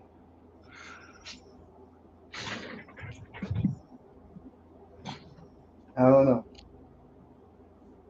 Like I said, hey, look, it just bugged me out when you heard that morning. Okay, Kawhi and Paul George going to the Clippers. When everybody was trying to tell you Kawhi was going to the Lakers and Paul George was pretty much he had already re-signed and said he wanted to stay with O.K.C. and they made that move. And Yeah. it's like, bro, you never would have guessed that. Bro, one of the picks that was included in that draft turned into Jalen Williams, Yep. or that was The in that 12th pick. deal. The 12th pick in Yeah, turned into 2023. Jalen Williams. Mm-hmm. And then SGA was the only player I think involved from the Clippers, bro. They got him off the Clipper bench. And I'm going to say something that no one ever talks about. Remember the year after the bubble, they made the playoffs. No, the year before, in the bubble, they made the playoffs. Who was the point guard? Chris Paul. Taught that kid everything he knew. And he said Chris Paul, but he said he also learned a little something from Patrick Beverly over Yeah, of in course. with the Yeah. Clippers. He just learned a Yep. little something about toughness. Yeah. Yep. I But agree. what's funny thing? Cause y'all mentioned about the bubble. Lou Williams admitted on a podcast that the Clippers could have took it more serious in the playoffs. They refused to because they feel that this championship would mean nothing. And lo and behold, that's why Lakers won the championship. Yep. And they had Paul George and fucking Kawhi Leonard. and these niggas didn't take it serious because it was a fucking bubble. What And what are because you talking that about, is a bro? They miss, they were that is a up three missed one on the opportunity. Nuggets. No, they That was were a up missed 3-1 on the opportunity. Nuggets and choked. Well, I No, heard the no, same no. He thing admit chaos is no, no, saying. no. He admit say that they didn't want to take it seriously. That's why they Yeah, stopped playing hard. I He agree. admit this. So I Yeah, didn't get talk about that what's the, show. No, he admit that they said I didn't want. Why are we playing for this? This is not a real championship. It's a bubble. yeah, yeah. They Hey, Kawhi fucked said it that. up. That's a why Kawhi they said didn't he get would champion go a a chance. home. championship is a championship. I'm like everybody playing. I They, agree. I that mean, tells it is. the integrity of the moves they made to I'm pick like up these players back it, 6 years ago. it's They a don't Mickey want Mouse this. title, but at the same time, I'm like, bro, everybody playing under these conditions, so we gonna play to win it. I just think about it like this: when you want to compare these guys to the greats and all of that stuff, look, had Jordan been there, Kobe been there, they would have been trying to win that shit, man. They Exactly. wouldn't have been like, fuck that shit. So I'm like, come on, man. You don't take that shit off. So I'm not that's one of the reasons why I'm not going to diminish it. I'm like, it's still a title. But you You see, know? it goes to the mentality of how much do we want this? A ring is a ring. You don't sit there and But say during the playoffs, regardless of the situation, how the NBA is constructed during the lockdown, you want to opportunity to say if we can sneak one, we sneak one. That's why That's it. that separates the ones that want and ones that don't want. And this is No, why I I don't. agree. I'd be like, Kawhi, even if it is a half a ring, I'd be like, I want it, motherfucker. I want it. I'm You know what I mean? taking that shit too. Kawhi, And, Yeah, you know who for took full real. advantage of it? The Lakers. They Yeah, said we want, LeBron. yeah, and You got LeBron was that smart. shit. Because think about yeah, it, ever but since they won the championship, you didn't see him win it you ever gotta since. understand something though. Kawhi won both of his championships legitimately and with LeBron's ass in 2014 and with the Finals MVP. If Yeah, Kawhi and said, "Look, Kawhi should have won three. He should have won yeah, three, He but should have wanted to, he but he should. didn't because the team around him, they said and convinced themselves, said, no, we ain't gonna play no hard. This I'm ain't no talking about when he dogged them damn free throws in 2013. Mace know what I'm talking about. yeah, oh Dog yeah, that yeah, damn yeah, free throw, no, man. damn well, you They know was- what about that? Yeah, I say it all the time. but granted, but think about it. I always say though, had they won that one, they might not have came back and beat that ass the same way the year before. They might not have taken it so seriously. I agree with that. So I think if they do win it, it might not have the same effect in 2014. We got destroyed. As you should have. But the only reason why you got destroyed is because the motherfuckers knew they didn't play Spurs basketball with y'all the year before. They played y'all game and still almost beat you. So that's why they decided to just come out there and embarrass your asses. Rightfully so. We just got Rightfully so. murdered. Well, I mean, bro, even though y'all had the best player in the world, that's why you got to respect that, bro. The San Antonio Spurs were the best Yeah. basketball team in the world. Got you, and they prove it, and that's what I like seeing in the finals, and that's what we just saw. That's why you gotta tip your hat to that. It's like I want to see the best team in the world emerge. We want to see the best basketball team in the world emerge, and that's what happened. You know? Now, granted, had it would have probably been a more y'all think it would have been a better series had they been playing against the Celtics or something? I guess it would have been more fitting because they would have been able to throw a champion, but I don't know if it would have been a better series. I I think know they would this. just beat the Celtics. No, you're talking about Oklahoma City with the championship. I Yeah, have never seen a team that dominated all year. I'm gonna read what you're saying, man. Zion was talking about the difference between boarding school and public school for you, Auntie, in high school mm, basketball. But before I get to that, I've never seen a championship team get so disrespected, so ignored. And the MVP of the league was playing in that game, and they treated him like he was, like a third player in the rotation. It's crazy. It just proves my point. I've been saying all day long about the NBA. They like who they like, and if they don't like you, you see how they treating Oklahoma City now. yeah. Yes.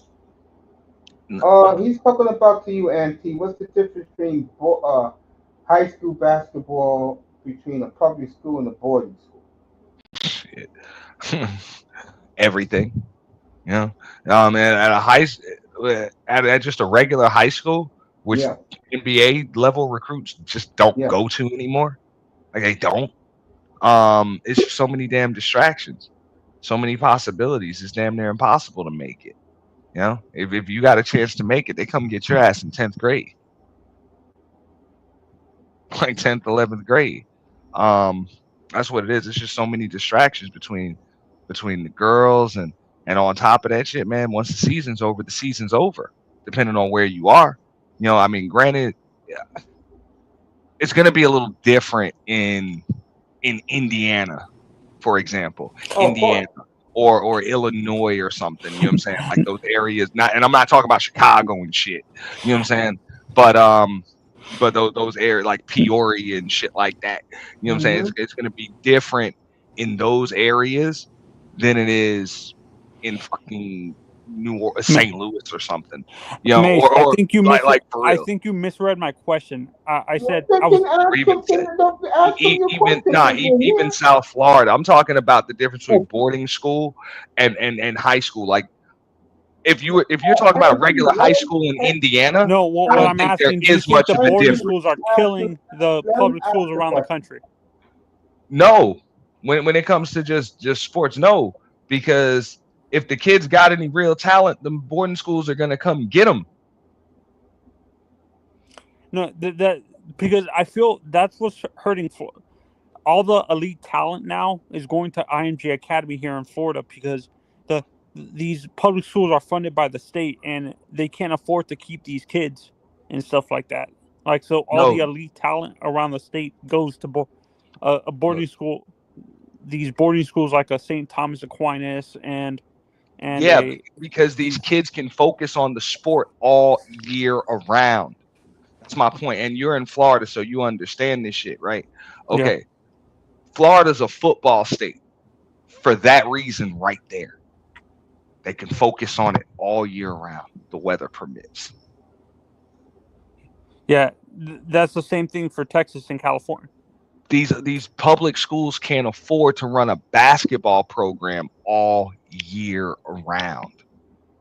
Yeah, yeah. Astros 1-1 nothing. And Mace told me that's what happened. That's what happened to the public schools up there in New York when it came to basketball. The private schools were basically hoarding all the talent and stuff Well, like that. that's also the difference when we talk about the different generations and the different eras. That's the difference right there. When Mace was coming up, when I was coming up, kids played basketball during basketball season. They played football during football season, or they played baseball. Yep. You That guys was didn't it. really have That's what travel it league is. wasn't Track prominent. and field. And hell no, you might have a little summer league or something that you played at or something. But other than that, during the school year, you were always an athlete for the school, bro. Okay. You were Yeah. always an athlete. So the because that was the only way that you were exempt from that extra bullshit that the seat that wasn't going on during like okay, if you're on the basketball team and there's the off season, you still have to come in and study and you still got to maintain eligibility and they might make you still do weight training and shit like that. You know what I'm saying? But there are no games. You understand what I'm saying? Yeah. There are no fucking games. There's nothing. It's just boring shit. So the only way you're exempt from that shit is if you're in another sport. Yeah. So Yeah. that's why I Like got into shit like volleyball and then baseball. You know what I'm saying? Was to get out of just the bullshit. Sitting in a fucking classroom after school. I feel Like there's for more real, we would sit in a multi-sport fucking athletes classroom. back when you guys were kids than there is now. Huh? Do you guys feel there's more multi-sport athletes when you guys were coming up than there is now because it seems more Yeah. specialized now? Yeah. That's what I'm saying because they play all throughout the school. They play one sport all year round. Everywhere now. Just about. Mm-hmm. You know? And just like you said, the especially with basketball, the prospects they're traveling all over the country all throughout the course of the year. Or playing internationally too, like Well, like not on these the high junior school level. tournaments. Yeah, I mean it's not going that far, but it's just so much stuff going on. You can always get these kids somewhere. Yeah, and you said it best. Florida has the weather to have year-round sports for baseball, football, soccer, basketball, and stuff like that. because we have Baseball, all outdoor of it, we all of have it. outdoor tournaments down here all the time. Like if you go to Orlando and Miami and Tampa, you always see a lot of outdoor. Remember how you guys used to have Rucker Park up north? Like, Yeah, they still like got it. yeah, that's how it is down here now. Like if you see all these street tournaments now. Like, how big was Rucker Park when you guys were growing up, Mace? Rucker Park, when I was growing up, was huge. All the Check, NBA stars would go there and play, at least check, twice check, a month. check this, right? Hey, they talk about like I was watching some documentaries today, right? They was talking about how Durant had that legendary game in Rucker Park, right? And then they showed when Kobe popped up at Rucker Park and how it was legendary, how they kind of shut it down. And then you go a little further back, and then you see when Dr. J showed up to Rucker Larry Park. Bird. Bro, nah, nah, nah. When Dr. J showed up to Rucker Park, motherfuckers was in the damn trees on rooftop. The motherfuckers was hanging in the trees to see that But you know motherfucker play. what? The You best talking about thing, no social media, none of that. The yeah. entire damn city But you know what? showed up. I'm talking about bigger than it was for Kobe, bigger than it was for Durant, bigger than it was for any of these stars. And this is in the 70s. Well, I'll tell you this right now, okay? And he likes to let everybody know that he is the greatest player to ever come out of that park and out of that part of Harlem. And you know what? He's not lying. That is Jamal Mashburn's paradise when he grew up in Espionage Gardens, right there. All he had to do was get out of bed and dominate anybody he played. And the reason why those niggas at Rucker Park don't want to give Mashburn his love is that they're all haters. Mashburn, the greatest player ever to come out of that place, bro. It's not even close. I actually heard rumors that Bill Walton, no, not Bill Walton, the guy who played for Portland before he got injured. Is that Bill Walton? That was Bill Walton, yeah. Bill Walton and Kareem used to go to Rucker Park all the time. Like they would drive he Kareem would drive up from Philadelphia all the time. Kareem He never lived in And Philadelphia.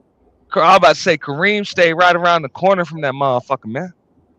Kareem oh, grew up in the Dykeman houses all the way uptown, and now Dykeman got their own court. But And that's right around the corner from Rucker Park. no, Ain't Dykeman's all the way uptown. I used to live over there. It's all the way uptown. Yeah, it's all the way, but it might as well like pretty much so just be Kareem right came up around the thing. the same area from like where 50 and Mike Tyson. Man, No, Kareem is from the BX. I mean, from Harlem. I mean, from Dykeman, bro. He didn't grow up in Queens. Oh, I thought Dykeman was in Jamaica, Queens, and stuff like that. Dykeman nah, is that's in uptown. fucking Washington Heights, bro. Anyway, let me get back to Mashburn, bro. Mashburn can easily brag that he was the greatest player to ever play in that park because he grew up right there, right? Espionage Gardens is right there, the free train. And who was gonna fuck with Mashburn with that bigger physique when he was in high school and college, bro? Bro. Jamal Mashburn was LeBron before LeBron. I'm not talking about the playing style. I'm talking about the physique. You remember Mashburn's physique, right? Yeah, Auntie? yeah, nah. Mashburn was a big boy, big man. I do remember on the So was Lamar Odom. Oh well, I'm gonna say this right now for Lamar, okay? Because I had the pleasure of meeting him and Ron Artest in high school when they went to he went to Christ the King and uh, Artest went to LaSalle, and I met them at the 14th Street train station. What a nice group of young boys, very nice guys, good guys too. That's what I'm saying, That's when man. they I were in think high I school. think I think I can't remember which WNBA player said she used to play a lot in at Rucker Park. I think it I was. don't know. Auntie, did Shamika whole squad play at Rucker? I would say Yes, shit. Oh, she the did? whole Okay, squad played. okay, Whole squad Auntie, came out to Rucker. yeah, he knows. I The mean, she two couldn't birds, do shit, much of shit. She ain't go off. the two birds. I don't ever remember hearing no shit about no damn Sue Bird out no Rucker Park. Get out of here, man. You know, ain't been too many. You know what I'm saying? Like, you would need an all women's game or some shit out there. Shamika Callsclaw suited up with the dudes. She was out there. Wasn't no fucking chicks out there. She was the only one. Fucking chicks out there, bro.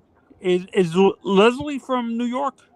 And I believe who the fuck Leslie else, man? from A Los few Angeles. chicks. I mean, don't get me wrong. No, no, Leslie's not from there. There have been some damn good chicks that went. Cheryl Miller went to Rucker Park. Yeah, I can see that. Cheryl Miller went Both to Rucker Reggie Park, and and then her that's played back at in no, Rucker. that's back in the day. That's back in the day. I don't remember ever Hey, hearing about Reggie going to Rucker, the but Rocket, Cheryl Reggie's Miller, not from Rock. Cheryl Miller was a wonder of the motherfucking world, man. Like for real. Greatest women's player I've ever seen. Not even close. Yo, but nah, I think what you call it. I don't know if it was Maya Moore or Simone Augustus. You know, went out to Rucker. The, That's a name I haven't heard in a while. Simone It really is. Augustus. I can't do the women. I mean, there's very few women I like in basketball. but I Did mean, that Two shit ain't birds. like wait? it. Is Mello out of that area? New York? No, Man, Yeah. no, that motherfucker's from Baltimore. Baltimore. His accent is fake. He ain't got no right talking. People pissing me off talking shit about Cat's accent. I need to talk shit about Mellow accent because his shit fake too. He ain't really from New York. He No, was born in New York. That motherfucker grew up in Baltimore or some Baltimore. shit.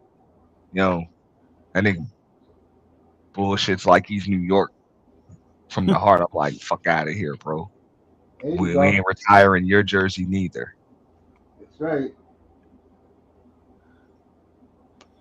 Ain't Yeah, too and I many think basketball players come from New York, though. That's the bottom line. New York is not the same anymore. was Rucker Park the most well-known nationwide, or were there other parks at the same level? Uh, No, Russell Park was number one, and there was some place in Philly that was hot too. I thought there was one on the West I mean, Coast and like in there Chicago. were legendary parks everywhere. Yeah, Chicago, and I'm not gonna lie, bro. Some great ball players came out of Chicago. Yeah. Like some great ball players. I learned how to play ball in high school from a dude I met from Chicago, bro. Changed my Rainier, game all the way around. You yeah, know, man, don't know about Rainier Beach. I'm not gonna get into that with all the great Seattle players that go there. and Uh, then yeah, in Oakland they had some serious Yeah, I players think in it was like Oakland. Compton or something like that. Had a now, big park there. future Collier is becoming the best player in the WNBA. You ever Um, heard of ar- her? Anthony? arguably she already was like she was up there with Asia, but that doesn't that goes without saying. She made it Yeah. all the way to she was on that Lynx team last year. And she was giving she pretty much been carrying that team, bro. She been carrying that Well, you team. know me, I'm not following that. Yeah, I Me, know you ain't following. I'm not gonna go, but yeah, she's up there. She was an MVP candidate. my Um, money's on tomorrow all night. that shit, That's what my man. mind is on. I can't wait for tomorrow Goes night. without saying. When we do the draft tomorrow night, if you come up here, I'm not following pick by pick, folks. The only pick I care about is number 11. Now, if you're a Knicks fan, you're a Laker fan, Thursday night, round two is your picks. Bro, I don't be giving a shit about that, bro. Um, like for real. It's all about what coach does with the rotation, and right now we ain't got no coach, so I care No, leave less, that alone, man. bro. So, What does it mean, bro? You just you draft Ob Toppin, you draft all these dudes, you never use them, and what picks they could have had? nah, Topley, I'm just Quigley. saying you never use them, and then people you draft these dudes, you sign these dudes, you never Yep. use them, and Never. then teams that pick these motherfuckers up from you the next year make it to the finals. Yep. Yeah, Obi. Honestly, Obi is a perfect fit in Indiana, right? You think a guy like Obi? And you Man, know he what? was You a know what? perfect fit in New York. You know why? Because they had a system. and the coach doesn't have no system. Auntie, have you heard stories that I'm hearing about Thibodeau's coaching ways, where a lot of these players were taking breaks, and some of them weren't even doing no scrimmage? They Does might it as work? well have took a break. Motherfucker was only playing 5 guys. Might as well take a break. Shit, have a sandwich. Relax. Put your feet up. Chill. Watch the Yeah, game. You ain't playing? yeah. Tomorrow night we'll have something like a round table like we're having right now. When is the draft? Mace. Tomorrow, and I'm doing the draft tomorrow I night. thought it was Thursday. They moved to Wednesday now. No, it's Wednesday and Thursday. Yep, Oh yeah, yeah. But they could do the first round on one day and then the second round the next day. That is tomorrow's draft right there. Okay. I'll be on the road tomorrow. Is that UConn player? Yeah. Is that a UConn player? Jersey? A UConn jersey? No, it's Arizona. It's Arizona. Okay. Arizona. Okay. So I come out and Yeah. see what's his name? Cooper Flag on the cover. What about? I see these players. Who are these players? I don't recognize these players. There's a reason why. They're bad? No, take a guess. All right, let me see it. Flag and Harper are Good night, Tony. Because these are players my team may take. Okay. Yeah, My Coach. team is picking at the top. So, plus one more thing, Chaos. After the first two picks, Ron Harper's son going second and Flag going first, nobody knows who's going after that. Okay. But this is a good draft, though. Wait. Ron Harper. Was he? Yeah, the former Cleveland Cavaliers, Chicago Bulls. Hey. Son, Is Dylan he an Harper. NBA player? Ron Yeah, Harper. he'll be the second pick in the draft tomorrow night. Yep, Yeah. Coach, I'll be on the road tomorrow. Yeah, no, we'll talk about it before I go to bed, me and you. Hey, We'll Mace. talk about it. Yeah, what's up? Mace. You Yeah. check your check the ticker, bro. You got breaking news, dog. We go over here. For the Celtics you was talking about too. Dang. What happened? I'm gonna check in a second. If you want, I'll share the screen. Share it. I got a still.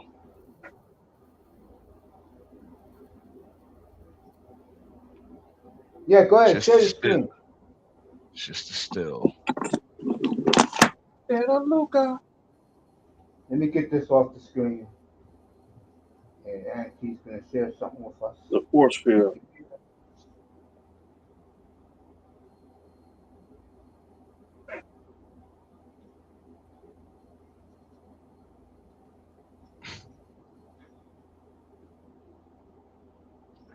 Yeah, I broke that a couple of hours ago, Aunt. You broke that? I broke that, yeah, 3 hours ago. Yeah, this guy was up here, but he didn't want to pay attention to it.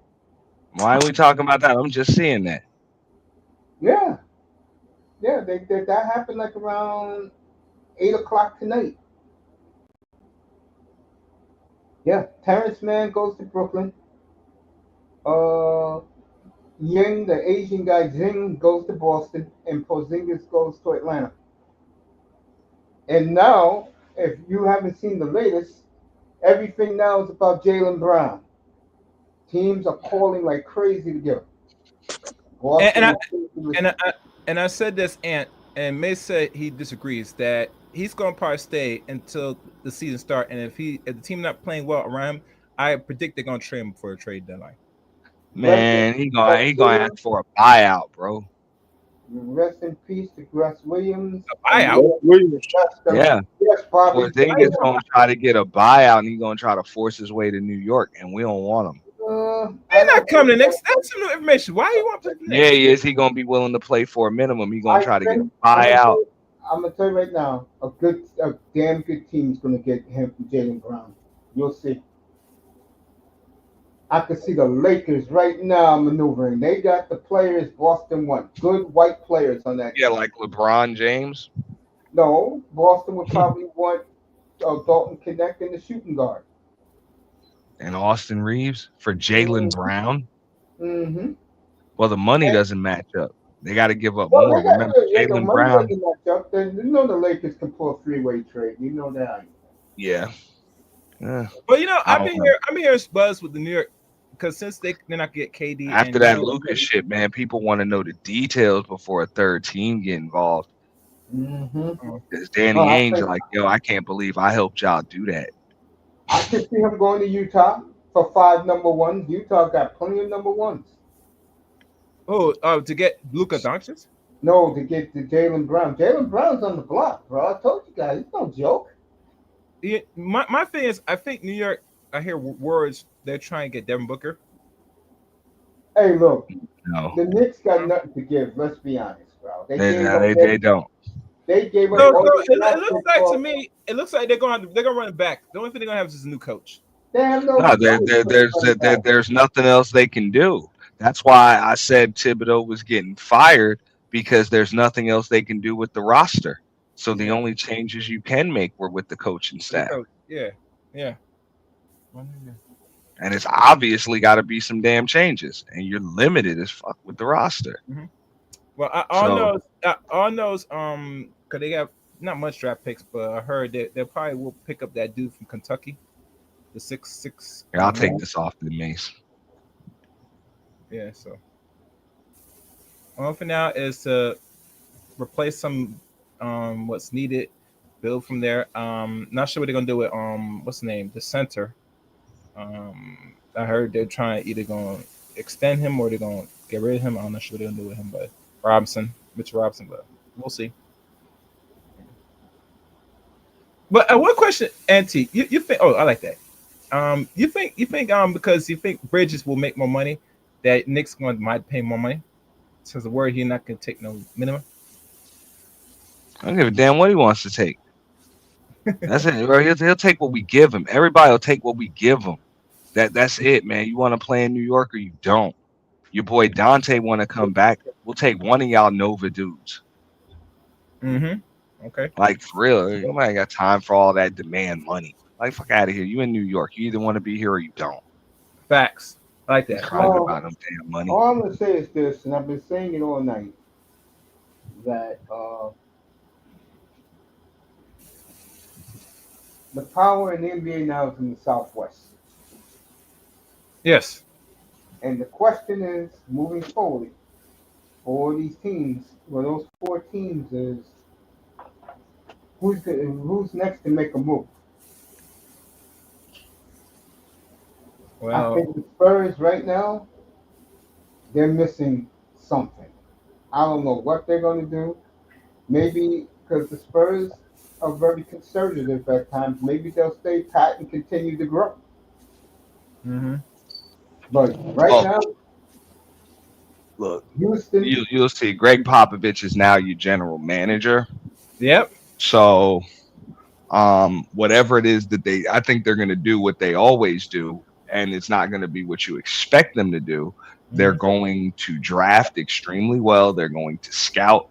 They're gonna when they're they gonna got put a Dylan team Hawkins, around. they're I going to mean, bro, Dylan they Hawkins have the tomorrow night. team, bro. They have the point guard they want. They have The center. the alien, Mm-hmm. like for real. They have a dude from another planet at Mm-hmm. center. And they're in good shape. So Very good shape. they just have to do what they can do. And now you got Popovich being able to. He should know exactly how they want to play. He's coached this kid long enough.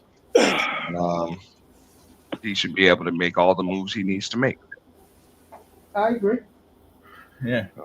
I agree. I wouldn't worry about him. Mm-hmm. I'll tell you one team, and team member, I got to find the thumbnail. When I do, I'll flash it. Remember this? Disaster in the desert, number 2 years ago when I did that thumbnail when they got Bradley Beal and KD? Yeah, that was a disaster. I think that was like That was a 3 fucking years ago, disaster. 4 And years that ago. it still is a damn disaster. Um, like, bro, And not only was a disaster, it's like that man. They got a man that's locked in, guaranteed, where he said, "I choose my destiny, not you." And well, and the Wizards was smart. Give them money, and it would dealt them. They were smart as fuck. that shit wasn't smart. You don't get that piece of shit no trade clause. It's just they found they found a Phoenix that was just willing to get fleeced and take it off their hands, dog. Like like for real. It's like, dude. That team is a disaster, bro. And he's like, yo, I ain't going nowhere, dog, because somebody else might expect me to play. I'm gonna sit here and I'm gonna collect my money Money. right here. All He he said, cares fuck, about that fuck the ring. I'm $52 collecting my million. money. He That's all was he like, cares for about. real. And matter of fact, y'all keep talking shit, I'm gonna get surgery again. God, yeah. And sit on the block. Like I'm gonna just sit on the IR. Like fucking Mhm. still get my money. Keep talking shit. I think my thumb hurts or something. Like real shit, bro. I think Steph my is my back hurt. all-time favorite It player. was like, I'm yo, I got always my I got cheating my in my I got book. my middle toe on my right foot. That shit kind of been Be Been right loose. back to a Bobby bit. real quick while you guys are talking. Then I'm gonna be out of here. I got a long night tomorrow. Nation. Pac-Man Clan Killer will be with us tomorrow. Who else will be with us? I hope Antique comes by. You two. My man Chaos. I hope to get a few guys up here tomorrow night for the draft because I just want to talk. I could care less about the players, except for my pick. I could care less about the rest I'm of on the road again. I will head to the country and I'm on the road again.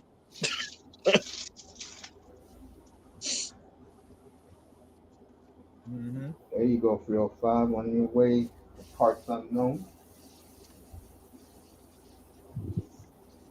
Some country boy.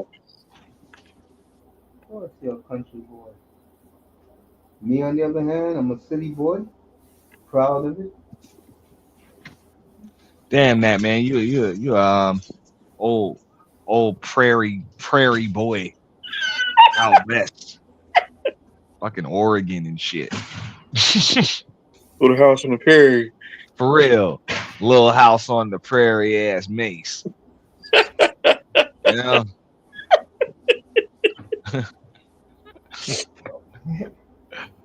And he know it too, man. With You know? Victor French and Now, Michael man, London. I'm just fascinated You a how the step NBA. outside, smell manure, boy. I'm just fascinated how the NBA. And let me just say this to everybody. If the Celtics do what many people believe, they'll get rid of Jalen Brown within the week. Then here's my question to Boston fans, Tommy Boy and Scully. My question to them. How the fuck you go from a championship team to fucking stripping it bare naked, basically? That shit's crazy. This is what happens when you lose in the second round to the fucking to five guys. Five guys, and one of them's a damn midget. Like, come on, man. You know what? I'm gonna go a step further. Like, they're pissed about that, and I don't blame them. And I'd be T, I'm pretty gonna pissed go a about step that shit further. too, especially Celtic pride. Yeah, I'm gonna go a step further. Maybe other than two dudes who are out there right now, which is Jokic and who's the other guy? Oh, Giannis. There's nobody out there in the NBA right now that can make your team better. You understand what I mean by that? What I mean by that is usually when teams go for a trade, I, they think they hey, can I get the figured it biggest out, star. Mace. But go ahead. That they can they can get the biggest star. As crazy as it may sound to you guys, I do see Jokic, but not this year. Maybe next year. At this time next year, you'll hear the Jokic rumors. As far as Giannis goes, I think he can go at any time. Mace, I figured it out. Go ahead, sir. You said the Celtics are going after what they want, a white boy star. Is that what you're Mm-hmm. saying? All right. And Jalen Brown's on the block. Mm-hmm. The Mavericks are in win now mode. I can see that. As crazy as it may sound. And it just hit me. There you go. I told you that the move. That's the. I There can you see go. that. That would be just the team I believe Dallas wants, and just what the Celtics if they're in rebuild mode. Fascinating. I just don't see Dallas keeping that kid. Not with this squad. Dallas, right now, folks. I don't care what. I know they said they would, but the nigga Nico is full of shit. He didn't even take offers for Luca. I'm like, nah. When he's targeting somebody, he ain't about to. He's gonna say some stupid shit like that. All right, the Mavericks and Auntie and me was disagreeing earlier tonight. They signed their backup center, giving him $20 million a year, and they just gave Kyrie Irving 3 years, 119 million. Huh. All right, so yeah, that doesn't even kick in for a certain amount of time. When does Mm-hmm. it kick in? Because they When you obviously need it. extended Kyrie. Yeah, When you so need it. hey, does that look more like they trying to build around Cooper Flag? Does it look like they going after Jaylen Brown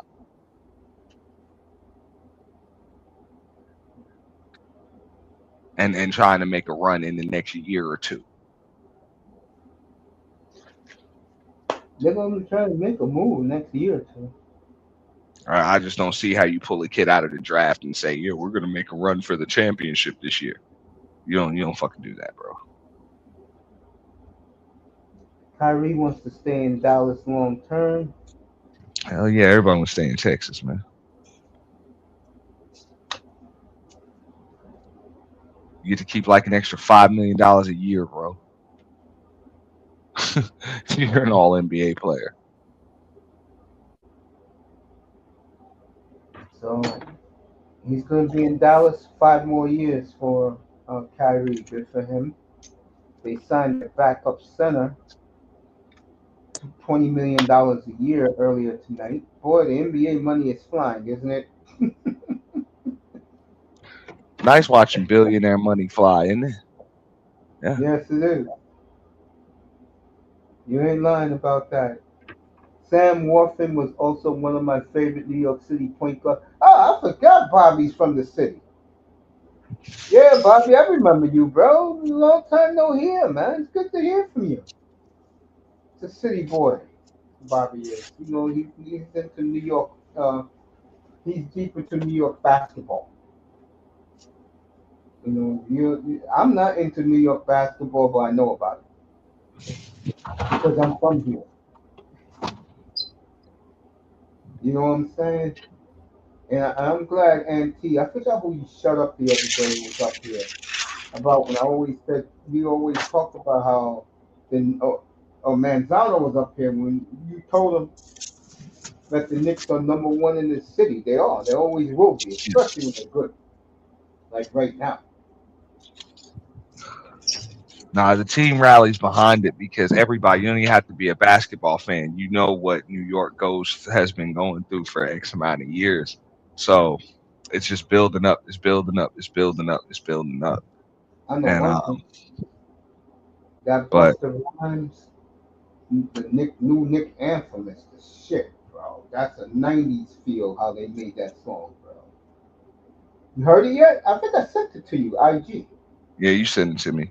That shit Look, is, the Nick anthem hey, is hot, bro. Ace, it's Yes, time to sir. bring home. It's time to bring home some damn jewelry. A parade, real like that orange and blue look nice, but we want some gold trim with that. Trim that with a little gold, I feel you, bro. and Knicks are way overdue. for Knicks, real, because Dolphins, and Flyers, way I didn't overdue. think I was gonna have to wait this long in my entire lifetime to see the Knicks hold up a damn Larry O'Brien. I didn't think I would have to see the O.K.C. Thunder and the Denver Nuggets and the Toronto Raptors hoist trophies before the damn New York Knicks, man. Okay, I had to watch this, and the Milwaukee Bucks too. Like for real, I had to watch all those teams and counting. Even the Cleveland Cavaliers won a damn title.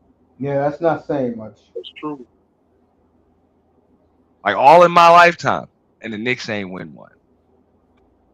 I ain't gonna lie, it was great Twice. seeing Bulls just win that Hell, championship. the Pacers was just one game away, Yeah. and the It, Knicks it, ain't win. I ain't gonna So, lie. 4 years ago when the Bucks won, Like, this is embarrassing. that sent chills up my spine to see basketball at the Mecca again in Milwaukee.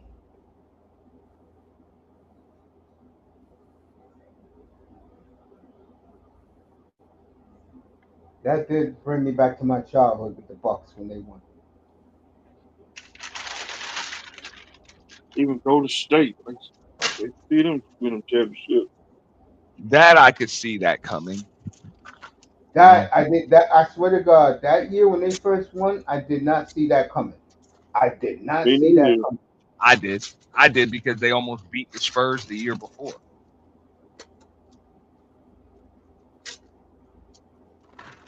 You know? Steph was, but remember they were one overtime game away from going up 2-0 on the road on the Spurs. But Steph ran out of gas, and they had in the backup point guard was Jared Jack. So you had to see that coming when they fired Mark Jackson and signed Sean Livingston. I was like, they just plugged all the holes. Because remember, Ginobili saved the day in overtime to bring this series to 1-1 or whatever. And then the Yep. Spurs ended up running through the damn through the playoffs and the Miami Heat and winning. And then boom, they just plugged those holes and did what they were supposed to do the year before. Because to be honest, that's what the Golden State brass really thought they had. They thought that team in 2014 was gonna make it to the finals. So all they did was change the coach, and the rest history. That's Now what they you're saying. changed the coach and signed a backup point guard, Who's back Parker they signed back 10 years ago? Sean Livingston. And Livingston. Because Oh, Steph didn't have a backup, you couldn't go deep into overtime like late in games with him because the rotation would be all messed up. Mark Jackson was playing Steph Curry for damn near 40 minutes a game. Yep. oh, I did not So know that. that's why they weren't closing series because Steph was running out of gas late in games. But as soon as they signed that damn backup point guard, had that boy fresh, man. You know, and then you But, saw him run through the league for years. but you know it's funny. They was trying. I hear people trying to push Mark Jackson to coach his team, but I'm thinking he was blackballed, but he did something wrong. Why he's no longer coaching the NBA? And I wonder if that was one of the reasons why he's not coaching the NBA because of that. I mean, somebody still got to give him a job. That's why he's not a coach. You know, Mm. somebody's got to give him the job. I'm I about to thought, say, brother. hmm? This guy can't stand him, bro. That's Mm. why you don't see him working. Adam Silver cannot stand him or Van Gundy. That's why they're not doing the games anymore. Well, but Always Van Brown, Gundy. man. Well, because him and Van Gundy were a little out of line with their commentary. I know everybody liked them, but I was like, y'all don't do nothing but critique the refs every play. That's all you do. Yeah, he ain't And you like. know, Adam Silver, David Stern didn't like that shit. Yeah, that's what I'm saying. Yeah, Okay, so I can't blame them with that. But that's all those guys did. Now, what you call it? Jeff Van Gundy is on the bench in L.A. with the Clippers. You know, he's right next to Ty Lue. You know, yo, when did yo Bobby? When did Junior Bridgman passed away? I'm gonna say something about Junior Bridgman in a second. Wow, we lost Junior Bridgman, one of the great six men to ever play in the NBA.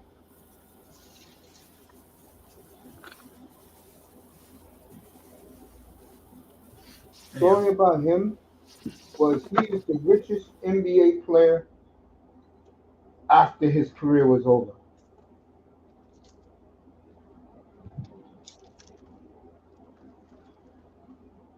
is he the one? What didn't he start up like some laundry mats or something like that, like I a don't chain know. or something? He did a big chain, yeah, but made him Yeah, billions.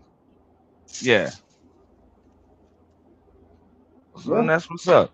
That's what you're supposed to do. Not everybody was a plumber, cut it out. no, Cut it out. like for real. He said not long ago. Damn. See how the NBA is? We lose somebody like Junior Bridgman, dude. That damn swirler. I mean, divester Malika Andrews talk about it. No, No, and they're not gonna. of course. On that note, I'll be back up here tomorrow night. Mr. Miami will stay with me and Wendy. He had Wendy's. That's what it was. Yeah, I knew it was. It was Wendy's.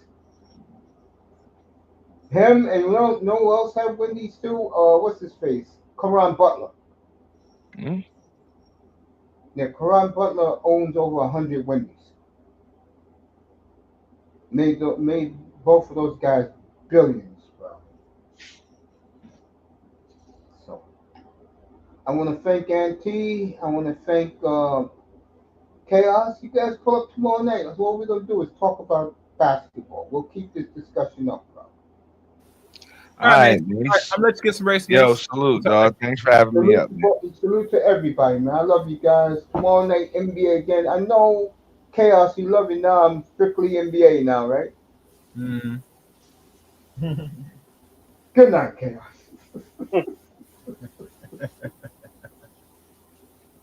Oh, by the way, one more thing. Not Chaos. Oh, Yep. Chaos popped up. I was going to ask Auntie when is the next boiler room. Good night from the Oasis, mates. Thank you, Bobby. Midnight at your age. It's been a long time since I heard that phrase. I appreciate you, brother. Thank you so much, Bobby. Let's do Herbie Hancock music. I'm done for the night, man. Chaos. I'll see you tomorrow, family.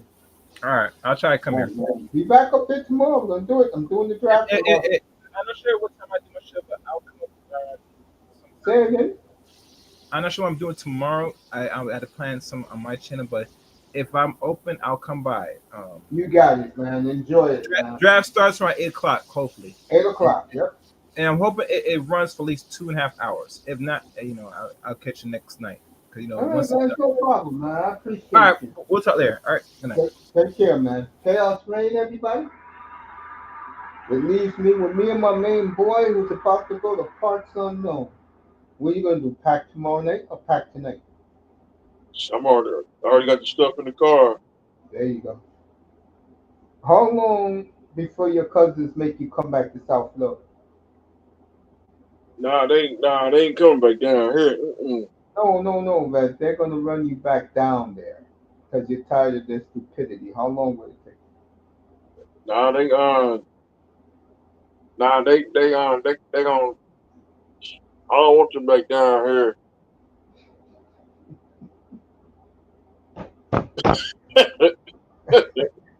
You know, Dolphins training camp starts July 23rd. I know. So you better be back up here so you better be back home so you can hear me talk about all the teams and So I'll next time, talk about the Dolphins. Hey, let me ask you this, since we're talking football now, sport that we both love. Do you think your boy Milrow will beat out Sam Darnold in Seattle? That's the big talk out there. possibility. If he does, you know I'm doing opening day in Seattle. Me and you, I'll put the game up. Me and you'll watch the game together. When you take on the 49ers, Yeah. Mhm. Yeah. I test is skeptical of his boys. Not he's not so pumped up about his crew. You know, me and him had that talk that day, which was awesome. You missed that show, man. That was 5.5 hours of nonstop. Me, him, and our boy Steve from Moss's platform. We were up. We was doing it, man. That Saturday night, man. It was a great show, bro. Yeah, I test is very skeptical of his 49. So you be gone for 3 weeks or a yeah, month. I'm gonna be gone for about 3 weeks. We'll miss you, man. You know, I'm gonna be off anyway. I'm gonna be fixing up in here the studio finally, putting some stuff up. So, bro, we'll miss you. Cause I, so So Yeah. next time I get on YouTube, Hmm. it'll be July 27th. Also, you'll be after training camp starts. That's okay. I'll be back. I'll be on when it's NFL. No question. We'll do the Dolphins. The teams I'm looking at is Pittsburgh, Cincinnati. And this could be Uh, Aaron Rodgers' last. This gonna be his last run. yeah, Seattle. I think the Raiders will be the most improved team in football this year with Pete Carroll coaching. Me and Dusty had that discussion last week. Who else I'm gonna be looking at? Seattle, uh, Tampa, of course, Atlanta. So there's teams that I'll be looking, and there's teams I don't care about. You know what I'm saying? Yeah. 'Cause you know me. You're the best, bro. I love you, man. Safe travels. Thank you, Coach. I'm I'll on the check phone. up on you, man. I hope you can get reception where you're going so I can text you. Cause you get up there, you can't get no signal up there. Do me a favor. Make sure that Sheriff Lobo and Perkins don't get on you. I worry about you driving those redneck territories. Don't forget about Virgil, Scanner, and Detective Tibbs. And I miss you, man. don't forget about what's your dude name? Is it Jameson, Detective Jameson. Yeah, I know, man. Hey, we'll miss you, man. I'll text you Friday night, let you know what the Canadians are doing, all right? Yep, I'm gonna miss y'all too, cause she just two tickets to paradise. There you go. I love you, man. Safe travels. Love you too. I'm gonna go ahead on go. I'm gonna go ahead and give you some sleep. So thanks for having me up tonight. Shit, I go to sleep now. I wake up at 4:55 every morning, bro. Don't ask me why I do. Go in the shower. Okay. Then I take my 2.5 mile walk, and yo, it's gonna be 100 again today, man. 3 straight days of 100 we have here, bro. Hey, So 105 yesterday here in New York. I love you, man. Safe travels. love you too. Hey, get some rest tonight, Hey, man. and get well soon.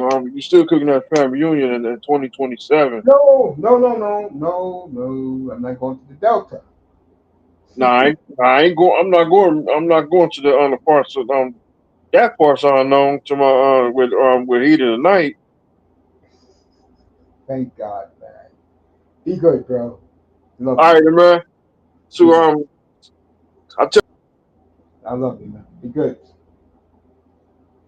Good night, everybody. Good night from the Oasis, everybody. Like Bobby said to me, we'll see you tomorrow night for the NBA draft. People in the clouds. I got 7 cash apps. That's good with me. I appreciate you guys. Sleep well, everybody. What time is it? 25 to midnight in the East Coast. We'll see you tomorrow night for the draft, everybody. Then I'm off the next Tuesday night. Next Tuesday morning for the NHL free agency and then the NBA free agency right afterwards. I got a long day next Tuesday, July 1st, Canada Day. Good night from the Oasis, everybody. People in the clouds be good.